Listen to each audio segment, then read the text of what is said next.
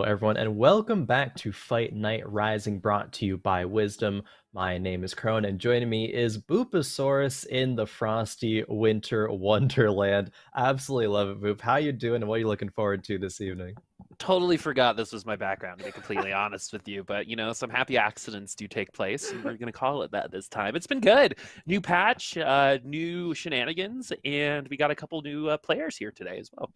Yeah, we do. So, without further ado, let's go ahead and introduce the players that we do have here this evening. We have a Rat, we have Smurf Squatch, Darth Nub, Jerry Woo, a Common Quail coming back in here. We have Tay, Puddix, and Uakar to round out the lobby. A couple players that we are very familiar with. This lobby should be a good one, huh, Boop?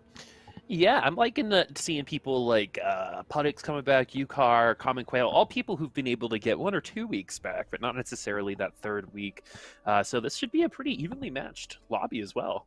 Yeah, I definitely think so, and some newer names as well. Hopefully, throwing their names in the competition as well. The competition to earn, next week coming back, but also some of the prize pool as well. We do have $200 total to divvy out amongst the players, 100 of which goes to first place. Second earns 50, third and fourth earn 25. And like I just mentioned, the top three do come back for next week. It is tough to come back for the 3 weeks in a row.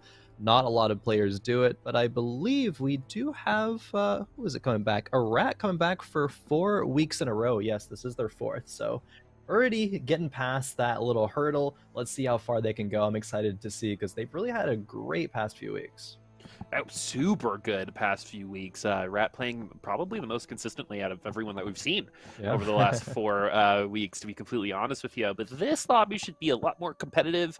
I think in general, there are a lot of similar play styles in this lobby. Like Quail and a Rat play very similarly, in my opinion. So I'm intrigued to see what's going to happen there, especially with the crest changes, Oh yeah. adding a lot more flexibility in the mid to late game to kind of play the game that you want. So lots of changes. Protectors we were talking about showing up definitely in a lot of these games. But, if you look over at Keen's Twitter, there's some Enchanter Clockwork comps that seem to be doing pretty good as we start with our defending champ, Rat.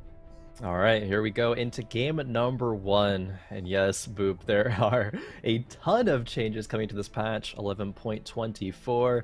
We have, some crests coming in there, and they're going to be given perhaps some gold, as well as the couple of crests you can put onto your units. No longer does it just give you 2 of things. It gives you emblems to, put on the units. Also, the hearts were changed and now give you a unit as well. Like if you get an assassin art, for example, it'll give you a talon and things like that. There are just a bunch of changes. This meta is going to be completely different, and so now is kind of the Wild West, right? Players, it's time to rediscover what is good, what is not, and we're already seeing a couple of trends, like you mentioned that kind of clockwork sniper enchanter, Tristana kind of re-roll thing. But there's other comps as well floating around. Akali has been talked about as pretty good. Protector reroll. I think even maybe some like Urgot Jinx and some challengers maybe we'll see. But it'd also be curious to see players, discover what's new and discover it first, right? You get ahead of the game, you're gonna have a good tournament. Exactly. And, with a little bit more flexibility in the mid to late game, you're going to be able to do a lot more. As we do see our first crests, as you can see, they're going to be a lot more attractive because they're actually giving units. So at the very least, they're going to be able to synergize right away. Yeah. If you find another unit within that synergy. But we've got kind of a team-oriented buff here, along with 2 crest choices, and we already do see some people picking some crests. So it does seem to be a little bit more attractive already, and getting an Echo this early is actually pretty nice. Getting Echo would be nice. Getting a Kog'Maw actually as well, with how popular kind of that is with that reroll. Maybe it's not super popular, but we do have, at least I was watching Kyun force a bunch of Protector reroll with Kog'Maw as the carry. But it looks like it's just going to go flexible for a Rat, going that Celestial Blessing, 20% healing, and does equal out to a shield. Buying a pair of Talons and a Katarina. It's almost like we've never left, Boop. We're back to Katarina. The holidays are all about family and going back to familiarity sometimes, and maybe that's what's happening here, as this is looking like a potential Merc comp, but we got Clear Mind, Soft Heart, Iron Spirit. I mean, just Clear Mind. as the augment. I'll tell you about that phrase here at halftime, Crowan. Sure. But the common quail already having the hardest of the mercenaries to find, and we're going to get some extra XP each round, I believe. And so Yep. when the bench is clear, you're going to get some free HP, and it's going to give you some really odd numbers, but it should help you with some tempo if you're able to continue keeping your bench clear. This is something that you really like, Crowan, right? Oh yeah, definitely. First game, or not, maybe not first game, but I played in PBE. One of my first games, clear bench, clear mind as I like to call it, but just clear mind is probably the favorite game of TFT that I'd ever played, at least at that point. It did get nerfed after that. I believe it does give just 3 XP per round for free for benches full, but it clear bench clear mind is, I think, is the name of it, at least colloquially known in the TFT community, for a reason, because you don't have to think about what's on your bench. You don't think about the things that you're holding. You are just playing what strongest board you can find, and then you are just leveling up, pushing levels, finding a good end game composition. It's an interesting thing to balance, but I think Common Quail is doing a decent job of it right now. Hopefully he will natural into a third mercenary and play a bit of a loss streak, because not slamming any items, this board is going to take some losses, but the XP that a Common Quail will get out of it is surely worth it. It's going to make it so you, like, here early on, you're just not going to have to spend XP in the way that you would before. You might be taking losses here, and you might get a good amount of tier 1 units, but you potentially might hit level 8 at 4-3, for example. So that's when you're going to see this power really pop off, but getting a Quinn would actually be really nice here, as that would unlock Challenger and Merc. So that's definitely the thing that we're looking at. A Misfortune would be nice, but Quinn's definitely the unit that we're looking for. Let's see if we're able to roll into it. The answer is no, and we don't necessarily want to pick these up unless we can roll, because we need to keep our bench clear, or we can do this, right? We can just add 2 Alawies onto the field and keep it at 10 gold. Yeah, 10 gold econ and level 5 on 2-3 before carousel. That's very nice, and it all happens thanks to the augment. Moving over to Smurf Squatch, we have a trade sector here, so free reroll every turn. That's why we got a decent amount of pairs here and already some units that are tiered up. Singe tier 2, Ziggs tier 2, 3 scrap. No 4th scrap though. If the scrap crest was there, it would have given an echo. That would have been the 4th scrap. That would have been the 4th scrap indeed, Crowan, but unfortunately we're not going to get that value. Just one item. It's going to be the Shiv, which I still think is kind of an underutilized item just in general. Oh, yeah. Really good. And statistics can be out of place, right? But the Shiv has really good stats attached to it. It is an item that kind of gets built when you're already winning a lot of the time, or already losing. But in the early game, remember things like Shredder back in the day, War Week, which was just somehow voted the strongest comp of all time. Did I end up winning? I actually didn't. Yeah, War Week, Shiv War Week There's ended no up winning. way. Yeah, and so maybe we're getting a little bit back there, because I did play against like a triple Shiv Urgot not too long ago, and that was pretty scary. It had potential. We'll see if any of those things kind of come into play as that item gains in popularity a little bit.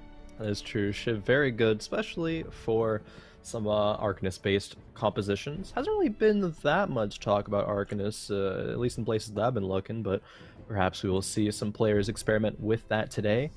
I do think that people just forget about set 1, the locket stacking that was so insanely broken, and like, oh my god, yeah, there were some set 1 things that were just like I remember there was a point where you could just literally build anything on Gnar. Do you remember that? Like, it was like the phrase was just put it on Gnar. If you didn't know what to do, just put it on Gnar. He'll use all the items well. But it was a really well made unit, so it was fine. Blue buff now going on to Ezreal. What does this kind of tell you? Well, the blue buff was buffed a little bit. I believe it gives another extra 20 starting mana. That could just be for a Kali. You can play an Innovator, try to push late game, then pivot. There also are Malzahars on the bench, so we could be going that direction as well. The bench kind of says a lot about what our player wants to pivot into. So holding all of these at the cost of sacrificing econ definitely leads me towards at least the Malzahar in the mid game. Okay, yeah, Malzahar with those mutants seems to still remain quite popular. Hextech Gunblade on Malzahar is still pretty good. But this was going to be a Zephyr, which is a little bit of a low roll this early, but we're at least, I think, going to lose. Ziggs. Oh, we win because of the Ziggs ultimate hitting overtime, so we kind of take a round there. Smurf Squatch going to keep it going, as Pudex will be the next ride-along here. And we're at an okay position. No one really fallen out at this point in time. 74 is moderately low, but seeing the comp that Quail was playing at the time, you kind of expect it, as we're seeing some Yordles here. Vex still very, very tanky, but very much nerfed. Yeah. Still very, very good tank, though. Definitely a decent front line, and actually Putix has the opportunity to run 3 Syndicate, but wants to keep making Econ instead. It looks like there's 3 Yordles on the board, no 6 slot yet for that Zyra to go on in. And this is a board that's like okay, right? Darius 2 is decent front line. A TF with Morelos is a fantastic early game carry, like we've talked about so many times before. And it'd be nice if Putix can kill a couple of units here and go on a nice 3 loss streak before the neutrals. Probably won't kill anything. Yeah, the Darius does not get another spin-off in time. Heimer barely not gonna kill the Poppy. Okay, the loss was pretty rough there, but it's okay. At least maintaining the loss streak, I think, is the most important thing there, as 80 HP is very, very nice to go into Krogs with. Common Quill, on the other hand, maybe not looking too hot. Hopefully it's a full loss streak, though, so you can recover at least economically. And I did see that there were 3 marks on their board, as we have a bunch of Ziggs in the pack right now. And, you know, why not take the tier 2 Ziggs? It's going to make you stronger, and probably would have taken a unit down, as we're hovering over the Kog'Maw too. But this is always like a really intriguing place to see how people work it. Is there is a direction, but it puts us below eco, and if we don't hit in the next pack, then the direction is 8th place a lot of the time. So Yeah. we're just going to be a little bit more patient here and go with what happens after Krugs, because we'll just have more context and information. Ah, another belt. We can make double Morellos. Just kidding. That is obviously not the thing to do. Does get dropped a Heimerdinger, but still has 3 Yordles now with the Poppy instead. Blue buff would be a decent slam. Putix does do it. Also, apparently, I missed it, but admins in the back end are notifying that Darth Nub actually did go to level 6 on 2-5 because, you know, another clear mind player and wants to make sure to push that advantage. Wasn't able to streak with it. Actually, a Rat is our only full win streak player up until the Krugs. But Putix finding a Braum here on 3-1 is very, very nice. Gives Syndicate and Bodyguard. Yep, and an opportunity for double I'm just kidding. We're going to go ahead and put the belt on the Braum. So I saw a really cool tech earlier where someone put a Manamuna on Braum, one of the Ornn items, and stun locked me the whole time. It was pretty cool, because I know Mort did mention in his little like YouTube brief on the patch that some of these ideas coming from blue buff and some of these mana items are actually for tanks. So we'll see if we're actually ever going to see that move over. Is it going to be use your Nikos for 3 gold status, or is it going to be something that, you know, people legitimately take? Because there's also that new Arcanist augment, which increases the auto attack right after, which just screams Tristana to me, and that's something else that I want to see at some point. But we're looking over at Putix, who hasn't won in about 4 rounds, but we're actually managing our HP pretty well. As we're moving on over to Darth Nub, who's at level 6. We're going to hit level 8 real early, probably, as we're already halfway through level 6, and that's almost just passive XP from the augment. Definitely, and the board is actually okay as well. I mean, Cho'Gath 2, this is a recently buffed Frozen Heart. I believe it went from 25% attack speed slow to 35%. Yeah, that's a pretty sizable change. One of the Malzahars is just bait in the corners, gets hooked by this Blitzcrank, but Malzahar with the Jeweled Gauntlet is the one that remains back there. Might not be enough, but we'll see. Maybe this Cho'Gath will be able to eat some units. There goes one. The Malzahar is spreading. Not quite going to be enough. It is a good loss, though. Only one unit. Just by 1 unit, we're going to get that XP, right? So that's going to be worth it. Just all that gold we're not spending on units right now, we should be saving for a little bit later, as we have armor plating, bruiser crest, and makeshift armor. Ooh. And that's a quick snap for armor plating. Yeah, okay, that's interesting. It might be a committal to this mutant, and then you run Scion for the second Colossus. As a frontline, underdogs would be nice to synergize with that, right? If you have newly buffed Scion. Yeah, true, newly buffed Scion. See if he's gonna make his way in here, or when he'll make his way in here, I suppose. Ooh, would have to sell one of the units on the bench, yeah, to fit that Terrican. Probably was just checking to see where the Socialite Hex was. A good play there by Darth Nub, but not going to keep that unit around. And there is a Protector reroll player. We do see a Protector Graves. Protector Graves ruined my life. Literally the game before I came down here today. That was not something I wanted to experience in that moment. It's good. It's a really good Protector Graves, especially early on, especially since you can splash Academy with them too, so you can kind of compensate for some of the lack of power, so you can take some of the pressure off of your little Pogma there in the back line. The Blitzcrank hooks are pretty inconsequential at this level. A lot of the time people are just used to it as the CC coming through from the Bruisers, but this is all Cho'Gath all the time, keeping that Malzahar into the back line okay, but the Poppy being able to take one eat, the next one's not going to be as lucky as once this Cho'Gath gets to an ult, we should get at least one stack, but one stack for the Cho'Gath on this round is actually not that good. We're at round 3-3. We're going to continue marching on towards some XP for free. We should be hitting level 7 here pretty soon. Yeah, definitely. There is a Scion on this carousel. It does have a bow there, and it would be awkward to fit in, of course, with that clear mind in mind, for lack of a better term. Nice. Yeah, I was trying to be like, how can I salvage this? And it just wasn't happening. So even you just gotta reuse words. Even you can prevent forest fires. That's what all you have to say when you mess up anything. Yeah, just give advice. That's completely unrelated to gaming. Only you can prevent forest fires, Scion. Anyway, go ahead, Quan. No, I mean that's about that one. It was doomed. I was hoping you'd save me, which you kind of did. So thanks. Yeah, by throwing you under the bus. Yeah, it happens. Now we can fit the That's what real turret. friends do. True. All right, Jeweled Gauntlet for the Malzahar is going to be nice, and we still do have an extra pair.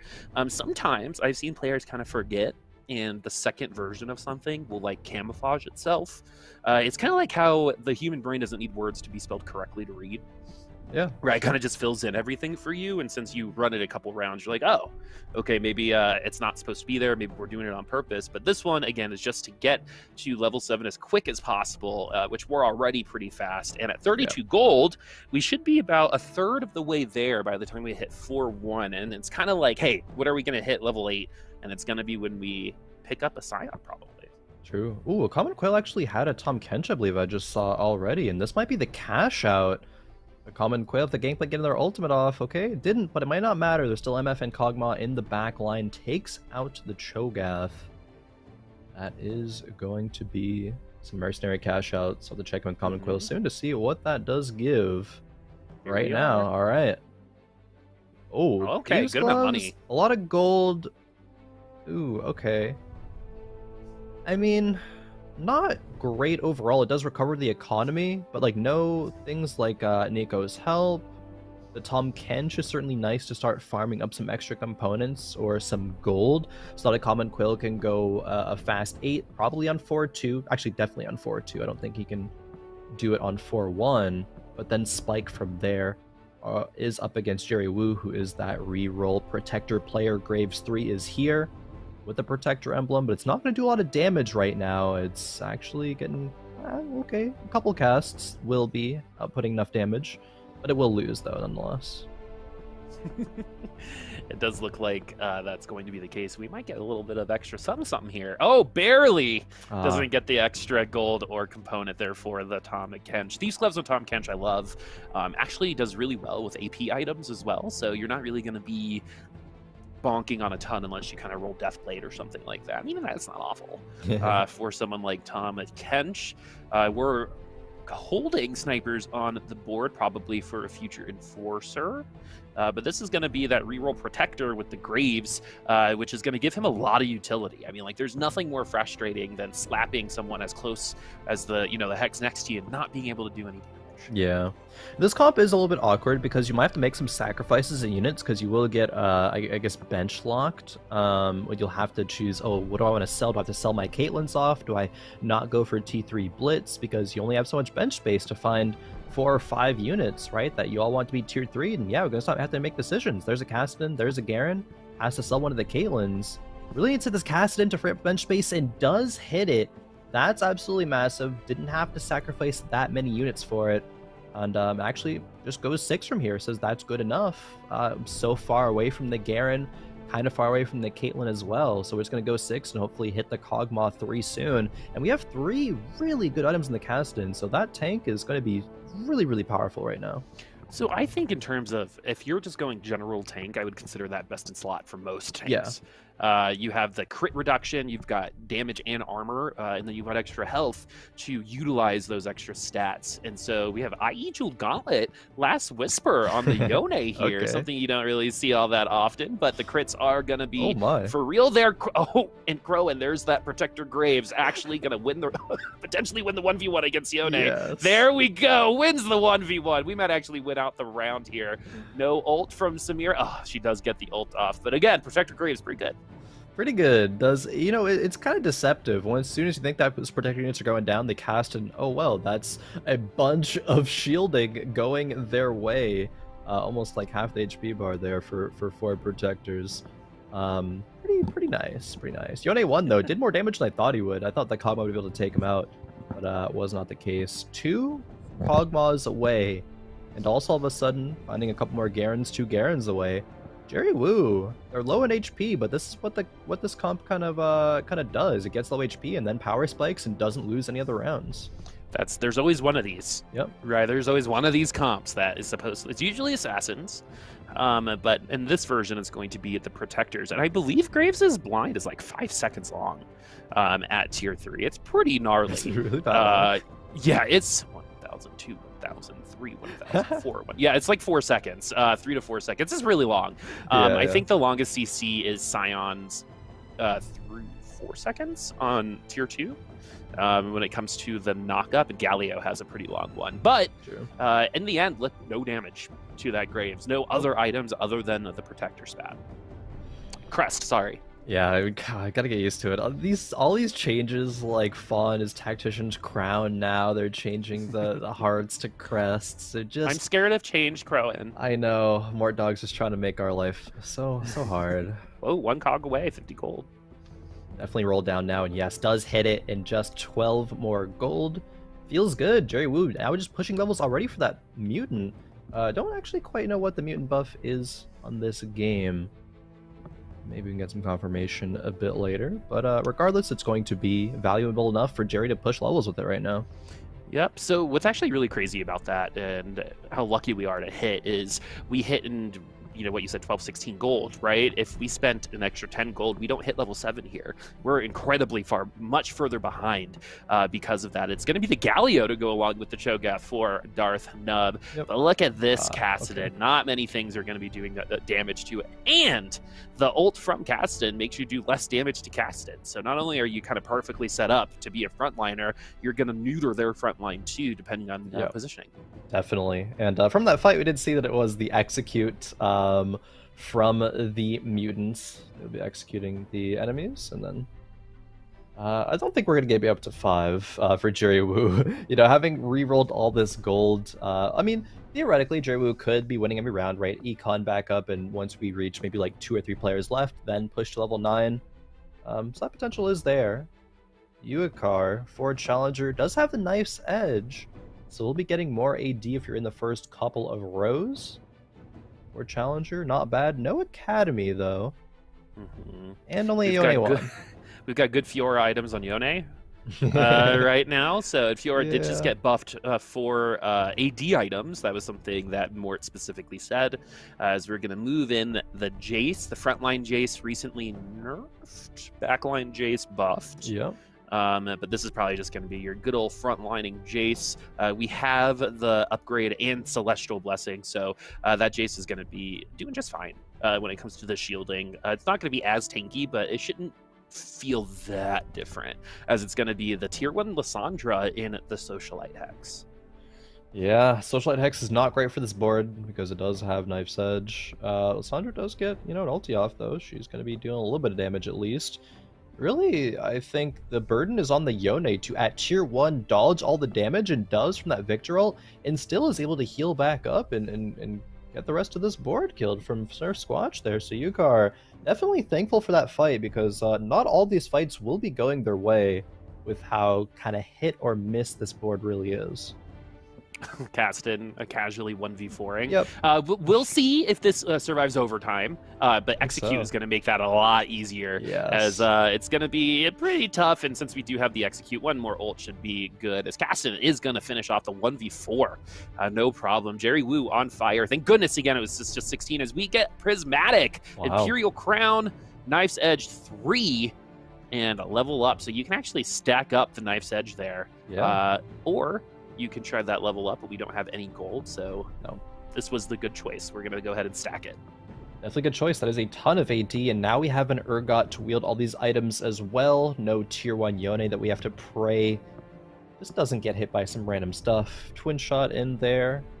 Yukar was ready for this pivot. It is here. Mundo already being tier 2'd in the front line. I like what we're seeing.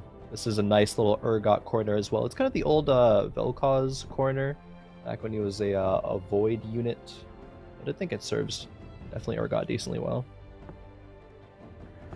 Yeah, Urgot was having a little bit of a hard time. Chemtech's got a little bit of love. Not a little bit, they actually got a good amount of love for Chemtech 5. But we're moving over the JG onto the Urgot, so well, I mean, we're just making sure these crits land at this point. JG probably helps the Urgot. We probably don't put it on for no reason. Yeah, I mean, it's going to synergize a little bit. It gives a bit of AP scaling as well, which I guess you can't count out. You don't really need a healing item either, just because we have Celestial Blessing 2. If it was Celestial Blessing 1, might be a little bit fake, but no, 2 is good enough. But Darth Nub on the other side of this board does have a Galio 2 with Mutant and Arcanist. That is a lot of traits on that big boy. Yeah, beefy boys in the front line, and dressed to impress as well. Yeah. So you know, you get some classy beef there here at Fight Night round 4-7, which is going to be either the most disappointing round for you all game or the most important. But we already have a lot of items on this bench. Yes, one is a Thieves' Gloves, but 2, 4, 6, 8, 10. We already have 12 components, so we might not get much more here. We could get gold, we could get units, and if we get lucky and get a Nikos, that'd be huge for that Kaisa too. Kaisa 2 potential. Already playing 5 Syndicates does make me think that this might want to be just an Akali pivot and have the Katarina swap over to being an Akali. Ooh, gets a good amount of items. Yeah, some gold as well, but we're holding the Kaisas for a reason, and okay, just natural into the Kaisa 2, don't we? Is this gonna be? Yeah, okay. Here we go. The pivot is occurring. What do we do with these Syndicates, right? Because Kaisa is gonna be our strongest unit now on the board. Pivoting, have to probably pivot into at least 3 Mutant, right? Because the execute on this Kaisa is going to be valuable. We're a little dizzy, my friends. Yeah. We're usually Rat is a little bit more intentional here. We're didn't make it to the beginning of the round item wise. Yeah, they can put on a lot of items at this point in time. But for example, that Archangels is 2 seconds behind, so it's going to be 6 seconds before we get anything from it. We still have IEs on the bench, so this was already kind of a throw round for Rat. It's the next round that's going to be much more consequential. Yeah, there's a Jin 2 on the bench. Didn't really know what unit to put in, and this round might actually be a win anyway, just because, you know, Kaisa 2, pretty good unit. As soon as she gets her next cast off, she does take down the Sheikah, which she should. Yeah, Yuumi detaches, gets both. Soon. Little 2-for-1 deal there. But now Rat has more decisions to make. How do you put this Jin in? What items do you want? It's probably going to be IE, Guardian's Angel, and Banshee's Claw. That would be nice to put on the Kaisa and the Jin, although Jin does want to be backline, so might not be able to protect both of these carries the way that a Rat would like. And the Bodyguard Crest kind of stealing a spot on the Kaisa at the moment, in my opinion. Yeah. It will taunt someone into her, which could be risky, but at the end of the day, you know, we're on at the Socialite Square hex, and that's already a pretty vulnerable hex in general. So it's giving us that opportunity to get the buff and then use it, and not necessarily completely waste that hex. As we have another Urgot player, this time Common Quail, who was running Mercs, and this is what it turned into. Running Mercs now is going to be an Urgot 2 with some decent items. Still has that Tom Kench TG. It does get 1 eat off, but will it result in a kill? Yeah, it does. So some gold going Common Quail's way. Kaisa's still alive. Oh, she gets the cast off. Wow, if that got like interrupted or she got fell into the that was the 2 patches ago. Yeah, I don't think that actually goes off. She did have GA still, so we probably are fine. That's true. But made it a little bit more interesting as this Cho'Gath has gotten some. Oh my. Down. Yeah, we're going to see him on July 4th at the Coney Island hot dog eating contest, probably with Galio cheering him on from the sidelines, as any good partner would. Yeah, But I feel like Cho'Gath would probably win most eating contests yeah. out of all the league champions. Oh, for sure. Other than him and Tom Kench, Yeah, those are the Tom two. Kench might contest, but Yeah. And so, and we can still get stacks from this Cho'Gath, and each additional HP stack is just going to give you another opportunity to execute someone with that ultimate. We got to get to that point, and there's just not enough damage fast enough right now for the Cho'Gath. Thank goodness for Malzahar, because that could have been really bad. But Jerry, not really doing a lot of losing. I think losing one round so far since we saw them re-roll not too long ago, already at level 8. Yeah, they did get to 8. 9 is still a ways away. They were at 30 HP, so when they lost a round, it wasn't by that much. Now we have a carousel full of pretty much all emblems. There is a Zephyr, there is a Guardian's Angel. Yukar grabs Enforcer Jinx, 1 HP. Smurf Squatch is 2 HP, so we will definitely be seeing some eliminations shortly, especially if players like Darth Nub hit their tier 3 units. Cho'Gath is only 1 away. Malzahar a bit further away, still needing 3 more. But that Arcanist Soul, though, is going to be really, really nice. Gives a lot more damage, not only to Malzahar and the Arcanists, but also the Cho'Gath as well, and does get that Cho'Gath 3. Arcanist pops off, and we get to maybe go for 6 Arcanist? I wonder. Or just take the Victor out and keep it 4. Alright.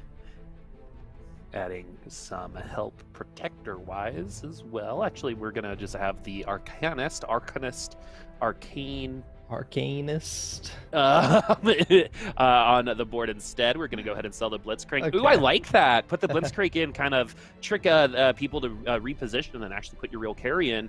We don't need the extra Arcanist spat right now, so we're just going to keep it there. And once we hit level 9, if that is a possibility, or when we put in another kind of unit that's going to definitely land on somebody. We got rid of the Akali already, and Cho'Gath. The difference between Cho'Gath 2 and Cho'Gath 3 is pretty gnarly in terms of win rate, I believe. So look at just how much easier it was this round versus the last round against a team comp that's not necessarily awful, but Yukar is going to fall with the JGIE Urgot there. Not, unfortunately, no innovation, just in 8th place. 8th place. Unfortunate there. Did expect some nice play out of Yukar, right? We've seen them in the past having some decent success, but it is, day 2 of a new patch, and anything goes. A common Quail has reached level 9. Clear Mind certainly made it a lot easier to get to this point. Mudo 2 now going in. A lot of nice synergies. 5 Chemtech, 4 Bruisers. Chemtech was changed a sizable amount, right? I believe it's always going to be 8 seconds, but the amount of attack speed and healing you get will change. Tom Kench 2. Certainly going to be giving Common Quail a lot of value here as well, but can it stand to this tier 3 Cho'Gath? We'll see, and because the Tom Kench isn't going to be able to swallow the Cho'Gath, it's just going to do true damage, if that is going to be the case, as this version of Urgot is like day 1 patch best in slot Urgot is what it kind of looks like. You got the GA, which I think is another kind of underutilized item at the moment, and it seems like the Cho'Gath is gonna be okay for now. It's actually gonna get weaker as less units are on the field because of the Gargoyle Stone Plate. As you can see, it actually took more damage when someone did fall from Quail's board. Yeah, that is true, right? Just kind of fodder units giving it more stats because they're targeting the Cho'Gath there. Not great. Smurf Squatch does end up falling in 7th place, and now we have a triple item dragon. Some alright items here, actually. Zephyr is always good at this point in the game.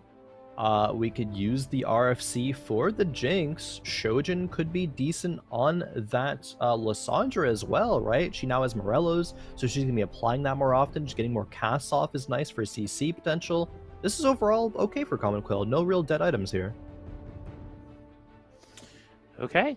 So we, especially when anytime you get a Zephyr in general, just that item on its own is good, but you're going to get some change with it this time around too. Is we're hitting level 9 across the board pretty much. It's going to be Trap Claw Morello's for this board at least, and it looks like we had a Merc crest at some point there on the. We had a Merc comp at some point during this round, but it's going to be double Trap Claw. Trap Claws do stack, friends, so don't worry about that, as we are going to force in Mercenary at 6-1. Maybe All we're just right. trying to get this the completion percentage there for the synergies on the side, but we're really going to see how good this Fiora is now, especially against this particular team comp, as the true damage from the Fiora should be okay against this particular comp. Items, though, not the best. Redemption, not going to help. Yeah, that Alawi actually did give 2 synergies. Gave Merc and Bruiser, which is nice because Stay United is going to be the prismatic augment choice for a rat. So that actually does give a decent amount of value. I think it was buffed, so that's 10 extra AD and AP. And will it be the difference in this round? GA. It actually will be. Yeah, GA on the Kaisa. Very nice.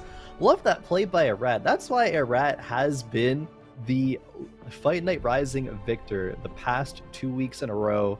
First week got 3rd place, back-to-back first. Rat trying to make it happen again, or at least go off to a strong start. Nice identification. And then actually even with this as well, splitting the Banshee's claws up, because while they will stack for the amount that you can block for spell damage, you can only, you won't be able to block like multiple spells. Like as soon as one spell hits, then it's going to be gone. So giving that to the Kaisa as well, with that GA, just giving that Kaisa much more chance to carry the fight, which she has been for the past few rounds. Wow, that is a tanky frontline unit there with the double Warmogs and the Gargoyle Stone Plate. That's usually going to be a pretty good go of it, but because there's no inherent actual defensives there, it's going to be a little bit more difficult. But double Archangel's Akali, you're going to see exactly why people are so frustrated at that unit. But no! Old school Ultimate Fiora is going to win it out. There was also the Kaisa still on the board, but man, it seems like it's pretty hard to actually focus in on anyone on that particular board as Jerry Wu falls into 4th place. That was a very hard fought 4th place, as we were at level 5 at round 4-1. Yeah, definitely. That was almost like an old school, like season 1, League of Legends 1v1 there between Akali and Fiora in the top lane. And then Fiora you pressed R. Yeah, and then you blade danced. Yep. Yeah, there's no shroud available, and you're gone. But no, we have all of a sudden got to our top 4. Tay did take 6th, Darth Nub in 5th. Jerry with that re-roll protector composition did make top 4. A common Quail as 1 win streaked all the way here. But this Akali, I mean, 4 socialites even. Too bad it's not a 4 socialite buff, because all the socialites are in here having a party. Even Janna is one as well. Nice effort on the Akali. Already half health before the game starts. The longer this round goes, the stronger that Akali gets. A GA on that Akali too. Lots of GAs so far, but not enough damage here. She might be able to get 1 or 2 units, gets eaten, and is going to fall. Tom Kench said, nope. Just gonna eat. You look tasty today. I feel like Tom Kench and Honeybuzz probably have some fun together at their restaurants. But 7 HP, 1532. This isn't going to be going on for much longer. Rat, I think, in the driver's seat. Yeah. But I'm not sure if we can actually take Common Quail's comp. It's going to be like Kaisa versus Tom Kench there, depending on who he eats. Socialite bonus going to be on Akali. We got a pretty good roll for Seraphine there, so we could be getting some heals as well as some good AoE damage. Ooh, Salvage Bin actually being able to sell this Arcanist emblem for, I mean, it could be Challenger, it could be just a Shiv on the Janna, but she does have... oh, no, actually, she doesn't have Scrap in right now. Galio 2, big. Tarek 1, less so, but still decent. Yep, and it's 2 Tareks on the board now. We have 9 HP, so you can thank Metabolic for that one. That's probably a lot of pretty much strictly HP that we saved in the early game because of that particular augment, but this is not even close. This is a repeat of the round last time. Yeah, unless Akali is that broken. As we have our top 2. Top 2. We're going to be seeing Kaisa versus, well, a lot of units that are very strong, right? This Jinx has 3 items. The RFC did go on her. This is a fully kitted out Urgot, Tom Kench, Lysandra. And Tom Kench has been farming components for a couple of stages now. I really don't see how a Common Quail is going to lose this, but, I mean, crazier things have happened, Boop. Kaisa really can 1v9. There is a Jhin there as well to be dealing some damage, so maybe not all hope is lost for A-Rat. Mm-hmm.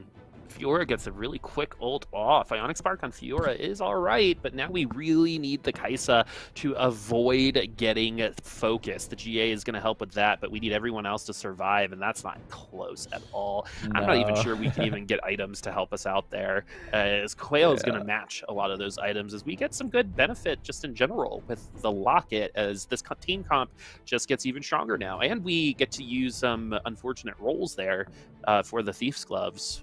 That's not bad, actually, Blue Buff Morello's. We get a potentially better role for the next round. Yeah, definitely. A common Quail, Zephyr is going to be on the Socialite Hex, or at least where it will be on a Rat's board. So this is one of those cases where I don't think a Rat needs to or should be, baited into running that Kai'Sa on that particular Hex. You can move it. Minus 20% damage is fine as long as you're dodging the Zephyr. Really you might needs end to up make doing that more adaptation. damage. Yeah, you will be right? doing more damage, I'm pretty sure. Yeah. An extra ult is going to be a lot more valuable than stats. At the end of the day, especially at this point in time, when these rounds can actually go pretty quickly, and you need that Kai'Sa to get to that third or fourth ult, because when you're getting to that third or fourth ult, then it's pretty much round is in your favor. But we're just going to go ahead and stick to Zephyr in the Socialite Hex, and we'll see if Kai'Sa is going to be living there. And it does look like it. So Kai'Sa is going to be... Oh, it's actually going to be the Tom Kench, so we did get a little bit of bait there. And a good ultimate to start from the Kai'Sa. This is how it looks if the Kai'Sa is going to win this round. Rice needs to be casting more times, needs to get into the opposite corner, does get a cast off. This is a closer fight than last time. Jhin is still alive, goes to GA state. Oh! GA! That is the difference. Actually a Zephyr difference, or dodging that for a Rat, as a Rat takes lobby number 1 over a common Quail. This is that late game heads up repositioning and juking that separates the good players from the great players. Love seeing a Rat do that to try to defend their title here for the 3rd week in a row and for the 4th week of coming back. 100% agree. Baited on. I mean, even you were like, that's on the Hex. No, it's not. Tom Pench is the one on the Tornado right now, as we have our scores for that first lobby. If we need a little bit of a reminder, but this is shaping up to be kind of what I thought it would be, which is Rat and Common Quail there with Puddicks, who have all top 3'd before. Coming into fight night. I believe they've all top 3'd a couple times in the past, along with some of our returning players. Yukar has come back a couple weeks in a row. I remember not the greatest re-roller in the world from what I remember, but liked to play really slow and won most of those games. So yeah, we'll see if that's going to be the way to play on the next one, as we definitely saw the patch hit for us. No cat comps. Yeah, no cat comps, even though there was a decent early game start for it, of course. Her nerfs are going to be dissuading people from going that direction, but encouraging people to go other directions, like the Akali, which I believe got into 3rd place there for Puddicks. Jerry Wu with the Protector reroll got into 4th, but it was a kind of unconventional Kai'Sa bodyguard that ended up taking the lobby, right? With the Jinx being the other carry. We're thinking like, oh, okay, Kai'Sa having the bodyguard stat, she might taunt. I mean, she does have a lot of extra armor, which actually is good versus the God Jinx board, right? It's going to be mitigating a little bit of damage, but really I think GA was the real big thing there. GA was definitely what won the fight. A couple times. I mean, that's probably the most GAs I've seen in a TFT lobby since like the 3rd set.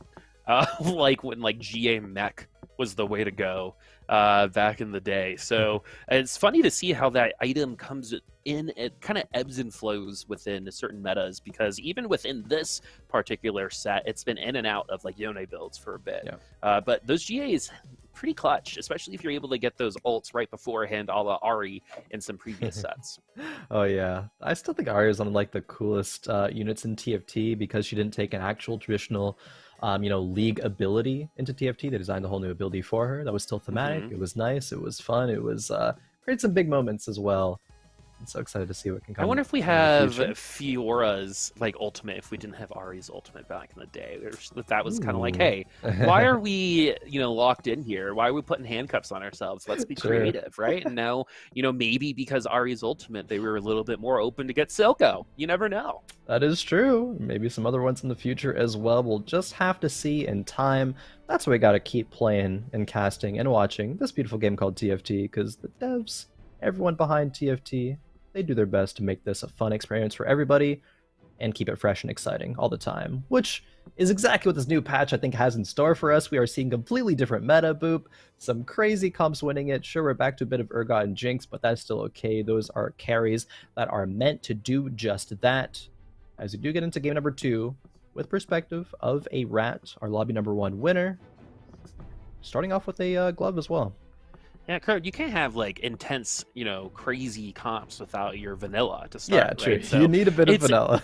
yeah, you need a little bit of vanilla. Vanilla is the base of most ice creams, So like, even though we're getting that vanilla, I think that is going to end up being like a rainbow sherbet or sorbet, depending on how fancy you are. At the end of the day, right? So I still really want to see a Shaco comp. We didn't really quite get to see a fully fledged out Syndicate comp outside of that Akali, but the Akali didn't have like the best items in the world. So that can definitely get better. As this is going to be an opening round prismatic. This is what the patch was about, pretty much. Yep. So let's see if these are going to be enough. 2 challenger emblems that would have been awesome last patch, amazing last patch, if you will. But getting the choice to pick which challengers you get, that can actually be really nice. Challenger Graves is actually pretty good. Any Challenger Bruiser is really good too. So it's totally up to them on how they want to use it. But this is definitely a choice, as it doesn't look like a lot of people have picked their augment yet, as it's going to be nice edge. Yeah, everyone's scouting around. You don't really need a lot of time left in the round, so you can take it to scout out, see what other players are taking, and maybe have that influence what augment you take as well. Potentially, we'll see. Do want to comment on you. I don't want to say you're saying crazy things, because I do think it could work out with those, challenger emblems on like bruisers. Cho'Gath actually comes to mind. If he gets that cybernetic, not this game, the cybernetic we do have information is, or the mutant is cybernetic. But if the mutant is like Hypergenial Glance or extra auto attacks, AD Cho'Gath is a real thing. Like, he can carry, especially with that Challenger heart. Kent in the patch overview, it was like, and you can do Rageblade Cho'Gath, wink, wink, nudge, nudge, which I totally see in especially the extra auto attack mutant buff. But we have some good tank items here. We have a good amount of gold actually on the board with a 3-cost unit. Are we going to build that Lissandra with the red buff? Looks like it. Yeah. I mean, Sunfire Cave. Wow, we were talking about set 1. I know, seriously. Oh, man, yeah. Crazy. We had red buff, then blue buff, then we didn't have blue buff anymore. And, there's a bunch of changes, but keeping it fresh. Yeah, pretty soon we're going to have bell-bottom jeans. Capris will be back. Wallet chains might come back as well. Wallet chains? I don't even know what I bet those Silco rocked a wallet chain as like a teenager. Guarantee it. I literally don't even know what a wallet chain is. They were like really popular in like the early 2000s. You would like put a chain on your wallet and have it like hang out your pocket. Oh, I googled it. I see what you're talking about. I actually think you would have rocked one. You probably would have rocked one if that was like the style back when you were at the appropriate age. maybe. I kind of like that. Maybe if it comes back into style, I'll definitely consider. Awesome. It makes you look really cool. As Darth Nub is going to be hanging out with our fellow getting wiped in the first round, but I don't see that happening in the second round, as we have 3 tier 2 units on the board. Yeah, it's a lot of tier 2 units for the early game. Going to be having makeshift armor as well. That is a lot of stats for these frontliners, and even for the backliners. Once the frontliners go down, it might not even go down though. Against this round, not a ton of damage, but I guess there is some sustain and some healing with that Taric from Tay. Taric did get nerfed in the previous patch. He will not be healing for quite as much. Caitlyn making sure to snipe him down as well. And the third cast timer does end up taking 1. This is actually a pretty close fight. Yeah, surprisingly, 3-cost unit, that Heimerdinger, very strong just in general. Good single target damage, even though it's technically AoE, right? Those can split off, but if they do get like the nice single target damage, especially on the triple cast a la Karma back in the day. As we move over to Tay, who has things on their wall. Thank you, man. You know how many blank walls we stare at here on Fight Night. But it's going to be Tay here, putting the Heimerdinger on the Socialite Hex along with a double Scholar, which is going to make these ults come a little bit quicker. That is true. And yes, of course, you get brownie points in Boop's book if you do have interesting things or just an interesting background in general on your Or a webcam. pet. Or a pet, Yeah. or literally anything I thought of playing Qual, I think Boop will look at and maybe get Yeah. distracted. But And I will call you out if you haven't made your bed. Just gonna say. Good thing my chair's blocking my bed in the background, so they There can't it see. is. They can't see. Strategery counts, you know. What I don't know doesn't hurt me. True. As you know, the Taric gonna keep this Poppy alive a lot longer than you would expect, especially after the nerfs. But we'll see. Oh, I don't think did Joey actually get feast off on that one. I don't actually know. That was a little close with the ultimate from Alawi, but this is going to be a 2-unit loss, and that's pretty good for Tay right now. Yeah. Especially since we actually get to do a double loss streak going in at 94 HP, and we're going to get to pick second on the carousel. That was actually almost perfect. Yeah, kind of checking every single box there of good things when you lost streak. You make econ, you don't lose by that much because you know the enemy player is running a Cho'Gath, which takes 2 units. Get the item of choice? Question mark. Looks like Tay maybe didn't know exactly what they wanted, but it did end up taking a sword. That was, I believe, on a 3-cost unit, so very nicely done there. Colin Quail running a bunch of challengers right now. See where that's going to be going. Scouting out a lot of what the prismatic augments of the other players were. We did see, I believe, an item grab bag. We did see some knife's edges.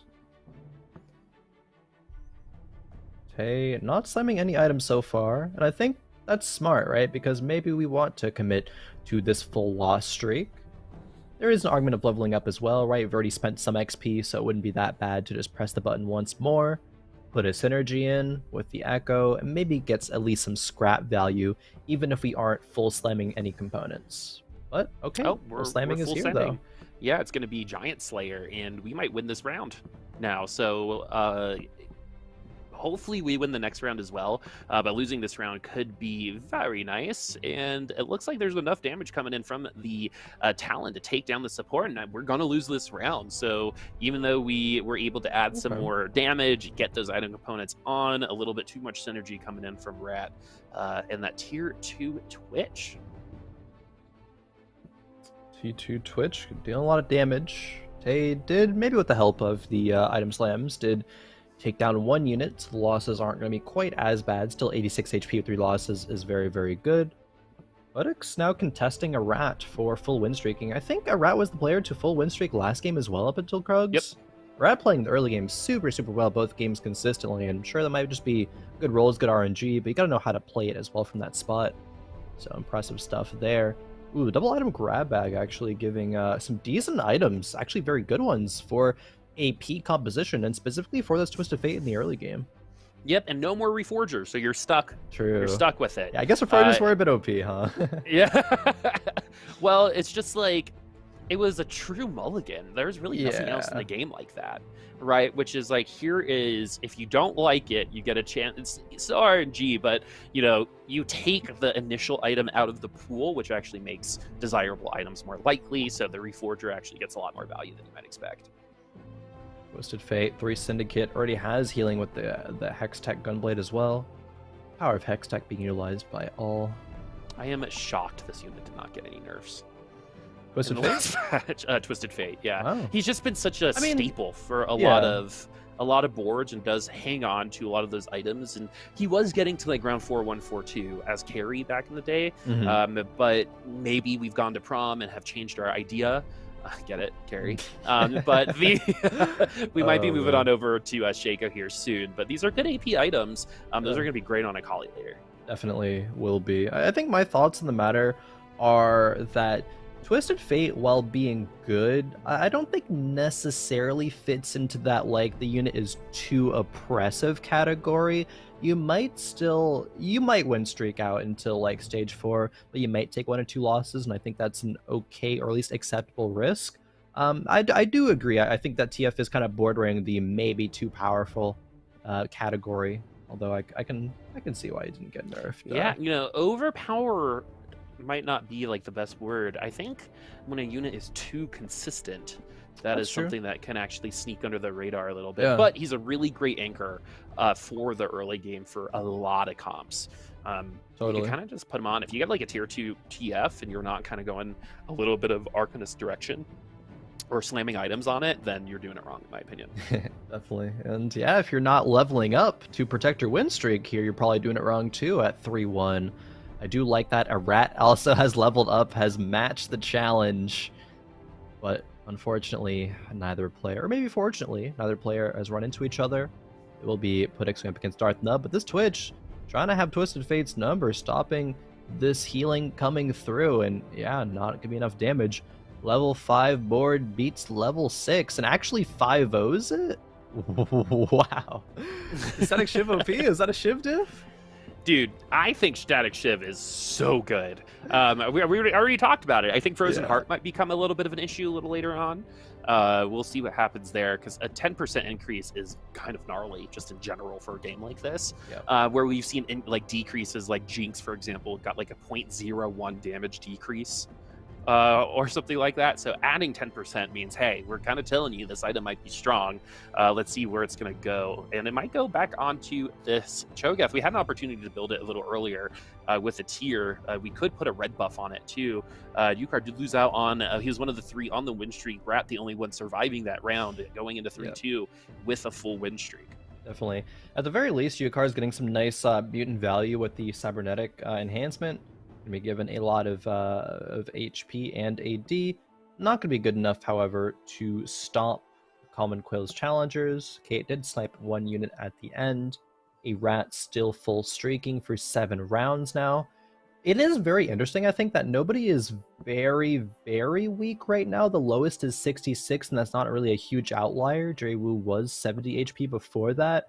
And now we're going to just our basic kind of tier 1 augments. We have Mutant Heart, potentially, if we want to keep with this mutant train, and that will give it an extra Kog'Maw. Yeah, and it gives an extra mutant, so going to be a bit easier to get that 5 mutant online, and going to make it 1 more Kog'Maw until we hit Kog'Maw 2. All right. Kog'Maw 2, as I like to call it.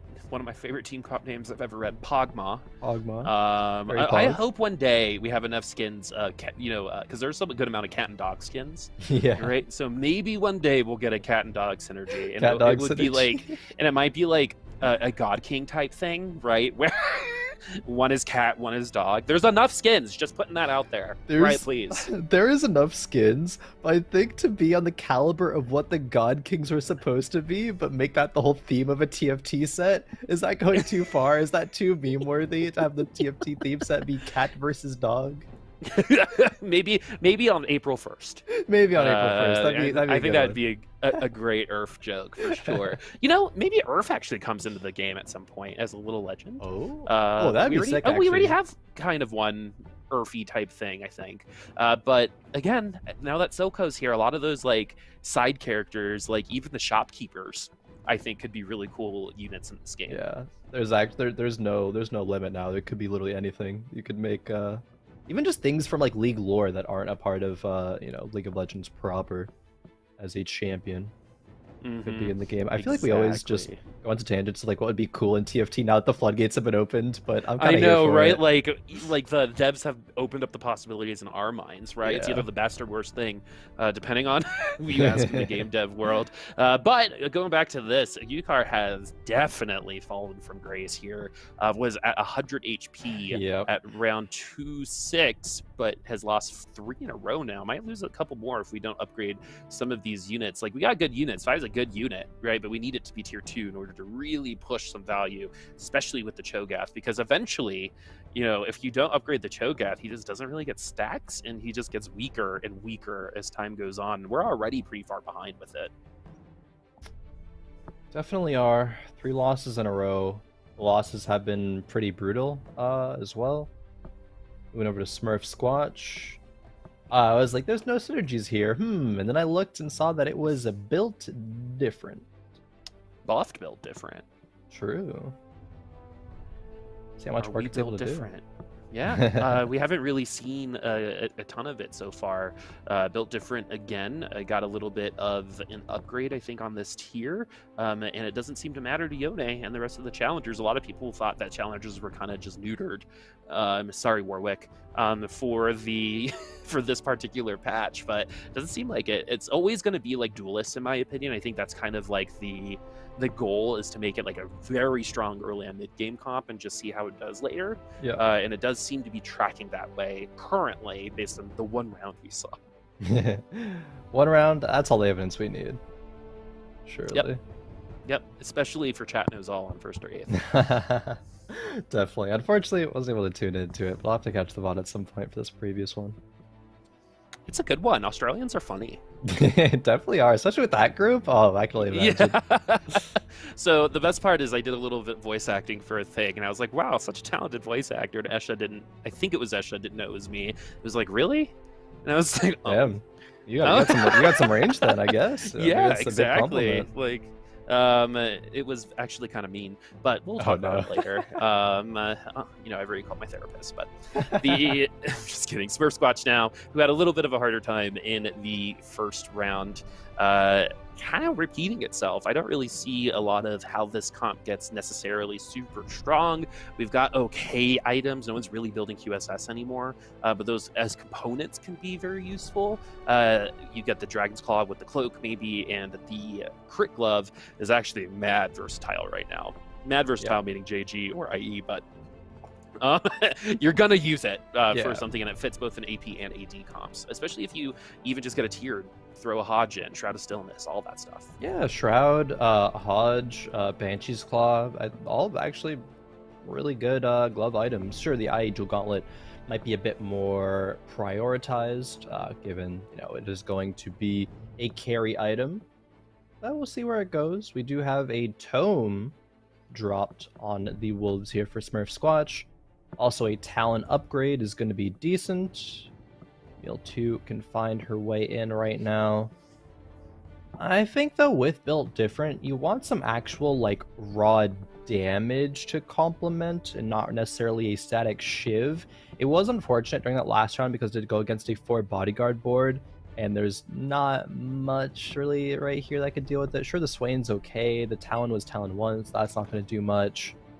Hopefully this round, or this board, could stabilize here for Smurf Squatch. Tome, definitely unfortunate, though, given the fact that Build Different is here, because don't want to run any traits. Oh, that's true. Oh, no. Yeah, that's like when you show up to a party and you're on a diet and, like, it's like the best dessert spread you've ever seen in your life. It's like, I can't, though. It's like... I can't. Or like when I found out I was celiac from the doctor for the second time because I didn't know it was a real thing the first time. Yeah. I got tested for it again, and I was like, you know, but I'm going to see a lot of bread. And I sure did for the next rest of my life. Though it was really funny in a D&D campaign, since I was at like a feast and I said my character was gluten intolerant. That was really funny. The king was not happy. I've never thought about playing D&D character that is gluten intolerant. But... yeah, just like having like an annoying allergy, right? Yeah. So like maybe for some reason your character's super sneezy, sure, right? It's and like that one of your affects like the story flaws. somehow. Yeah, exactly.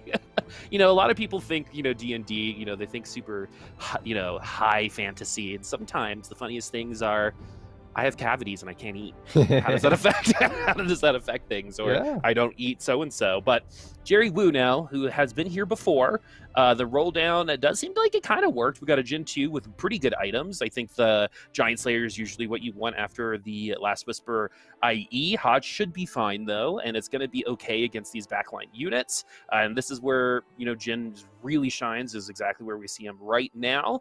We got that Socialite Hex, and we also have. Is that the new recruit? No. What is the arrow moving up? That should be level up. Okay, so that is level up, and we're hitting 20 gold now, and we just went out that round. So this is perfect right now. If you're in this position where Jerry Wu is at around, you know, 40 to 30 HP, this is kind of where you would expect it if things are kind of going well. Where you're going to stabilize, you're going to spend a little bit of gold, and hopefully you're going to win streak into your PvE round, and then hit level 8 after that. There is no... oh, we're already level 8, sorry. Yeah, hit level 8. Level up can make it so that you can go level 10. Level 9 on the horizon after Jerry Wu is comfortable with his board, but does have a lot of pairs, right? We actually have 4 pairs right now between the Seraphine, Scion, Janna, and Ori. This gen is pretty good. You know, you mentioned it, no Giant Slayer, but unfortunate. I think GA would be the second most prioritized item, but Hodge maybe third after that. Looks like might be good enough to win this round, especially if Sai can get one more cast off for that CC. Very nice. Yeah, Jin can clean this one up. Jin was changed in that previous patch as well. He did go from, I think, 95 AD to 90. Then his max mana got buffed a little bit. Yeah, it went from 80 to 70 as well. Although it looks like the AD scaling on the ultimate, though, when he does actually proc that, did go down at tier 2. So a bit weaker in that regard, but does get to the ult faster. And that's going to make the backline a lot more vulnerable to someone like Jin. You might think, oh, less damage. How is that possible? Well, the ult is going to be how you access the backline versus in previous patch where Jin could just regularly shoot the front line and then ult the backline anyway. There really wasn't a ton of drawback when things were working well.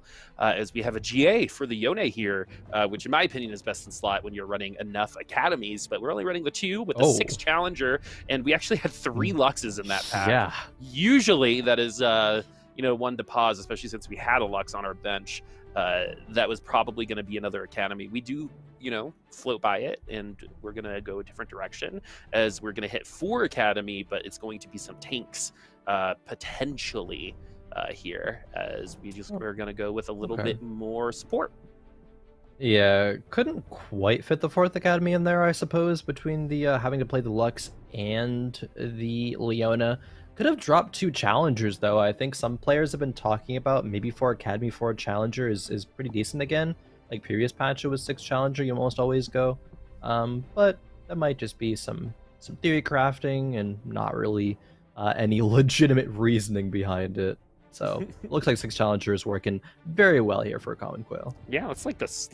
Oh, and also, I think we saw a little bit of some changes as the challenger team didn't, you blink and it wasn't over. You actually got to see everything happen, which is pretty nice. As we can gain a Tome of Traits. If we didn't switch out our Leona, we actually could have gotten our quad academy. We do have an academy, 2 academies already on the board, so that's still a possibility. But yeah, we still Quinn 1. There's still ways for this board to get stronger, like Orianna 2, Janna 2, Fiora 2, but it's going to be, it looks like we really are thinking about the Tome. Strongly considering these options. Tome can be very good, actually, because then we can consider maybe actually running something like 8 Challenger or 4 Academy.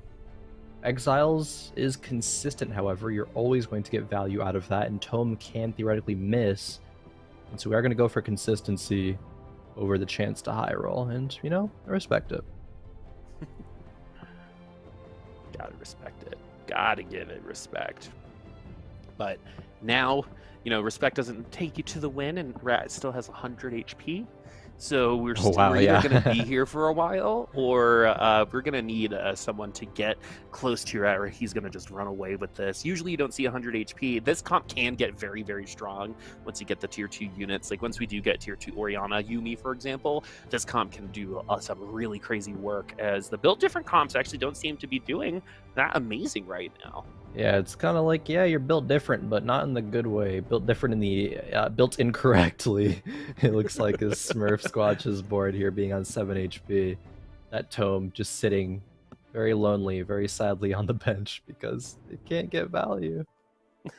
Still there. That Tome's been there for a very long time. Rat did fall, so no perfect game, and that does mean the landscape of this lobby is starting to pick up in power. Dr. Mundo 2 is a great example of picking up power, and Jerry, I think, is kind of like a really great person to look at on where the bottom side of the leaderboard is, because Jerry does seem to tank and then get really strong, was able to get into the top 4 before because of it, and we're probably happy for this Reforger now that we've gotten a couple tiers and some probably not so great items. We'll see what they use it for, as Yukar is going to be running back this Cho'Gath, and we do finally get some stacks on it, as we're finally bigger too, as the Malzahar 3 might be on the table. Oh, definitely on the table. Wow. Getting 2 there. Cho'Gath 3, are we going to hit it? One more roll? Doesn't seem like it. It kind of felt like that was going to happen once you saw the Malzahars pop up in that pack. You knew something was going to happen. That was so many Malzahars, actually. Wow. Okay, a vest popping out, and that's gonna be a Bramble for the Cho'Gath. Big value. Kog'Maw can only be purchased if Yukar does win the round, which with that Cho'Gath 3, is a probably going to happen, especially against Darth Nub's composition that hasn't really peaked out at what it wants to end the game at. Jolgalin on the Kog'Maw, gonna be okay, definitely not best in slot, but it looks like it's gonna be enough to win the round.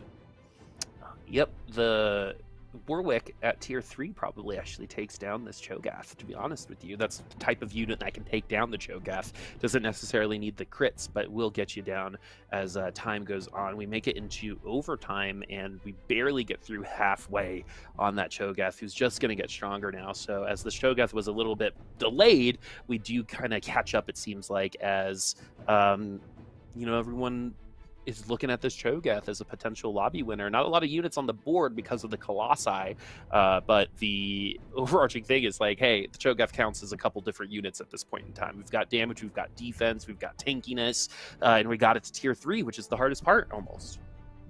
Yeah, definitely one of the hardest parts about it.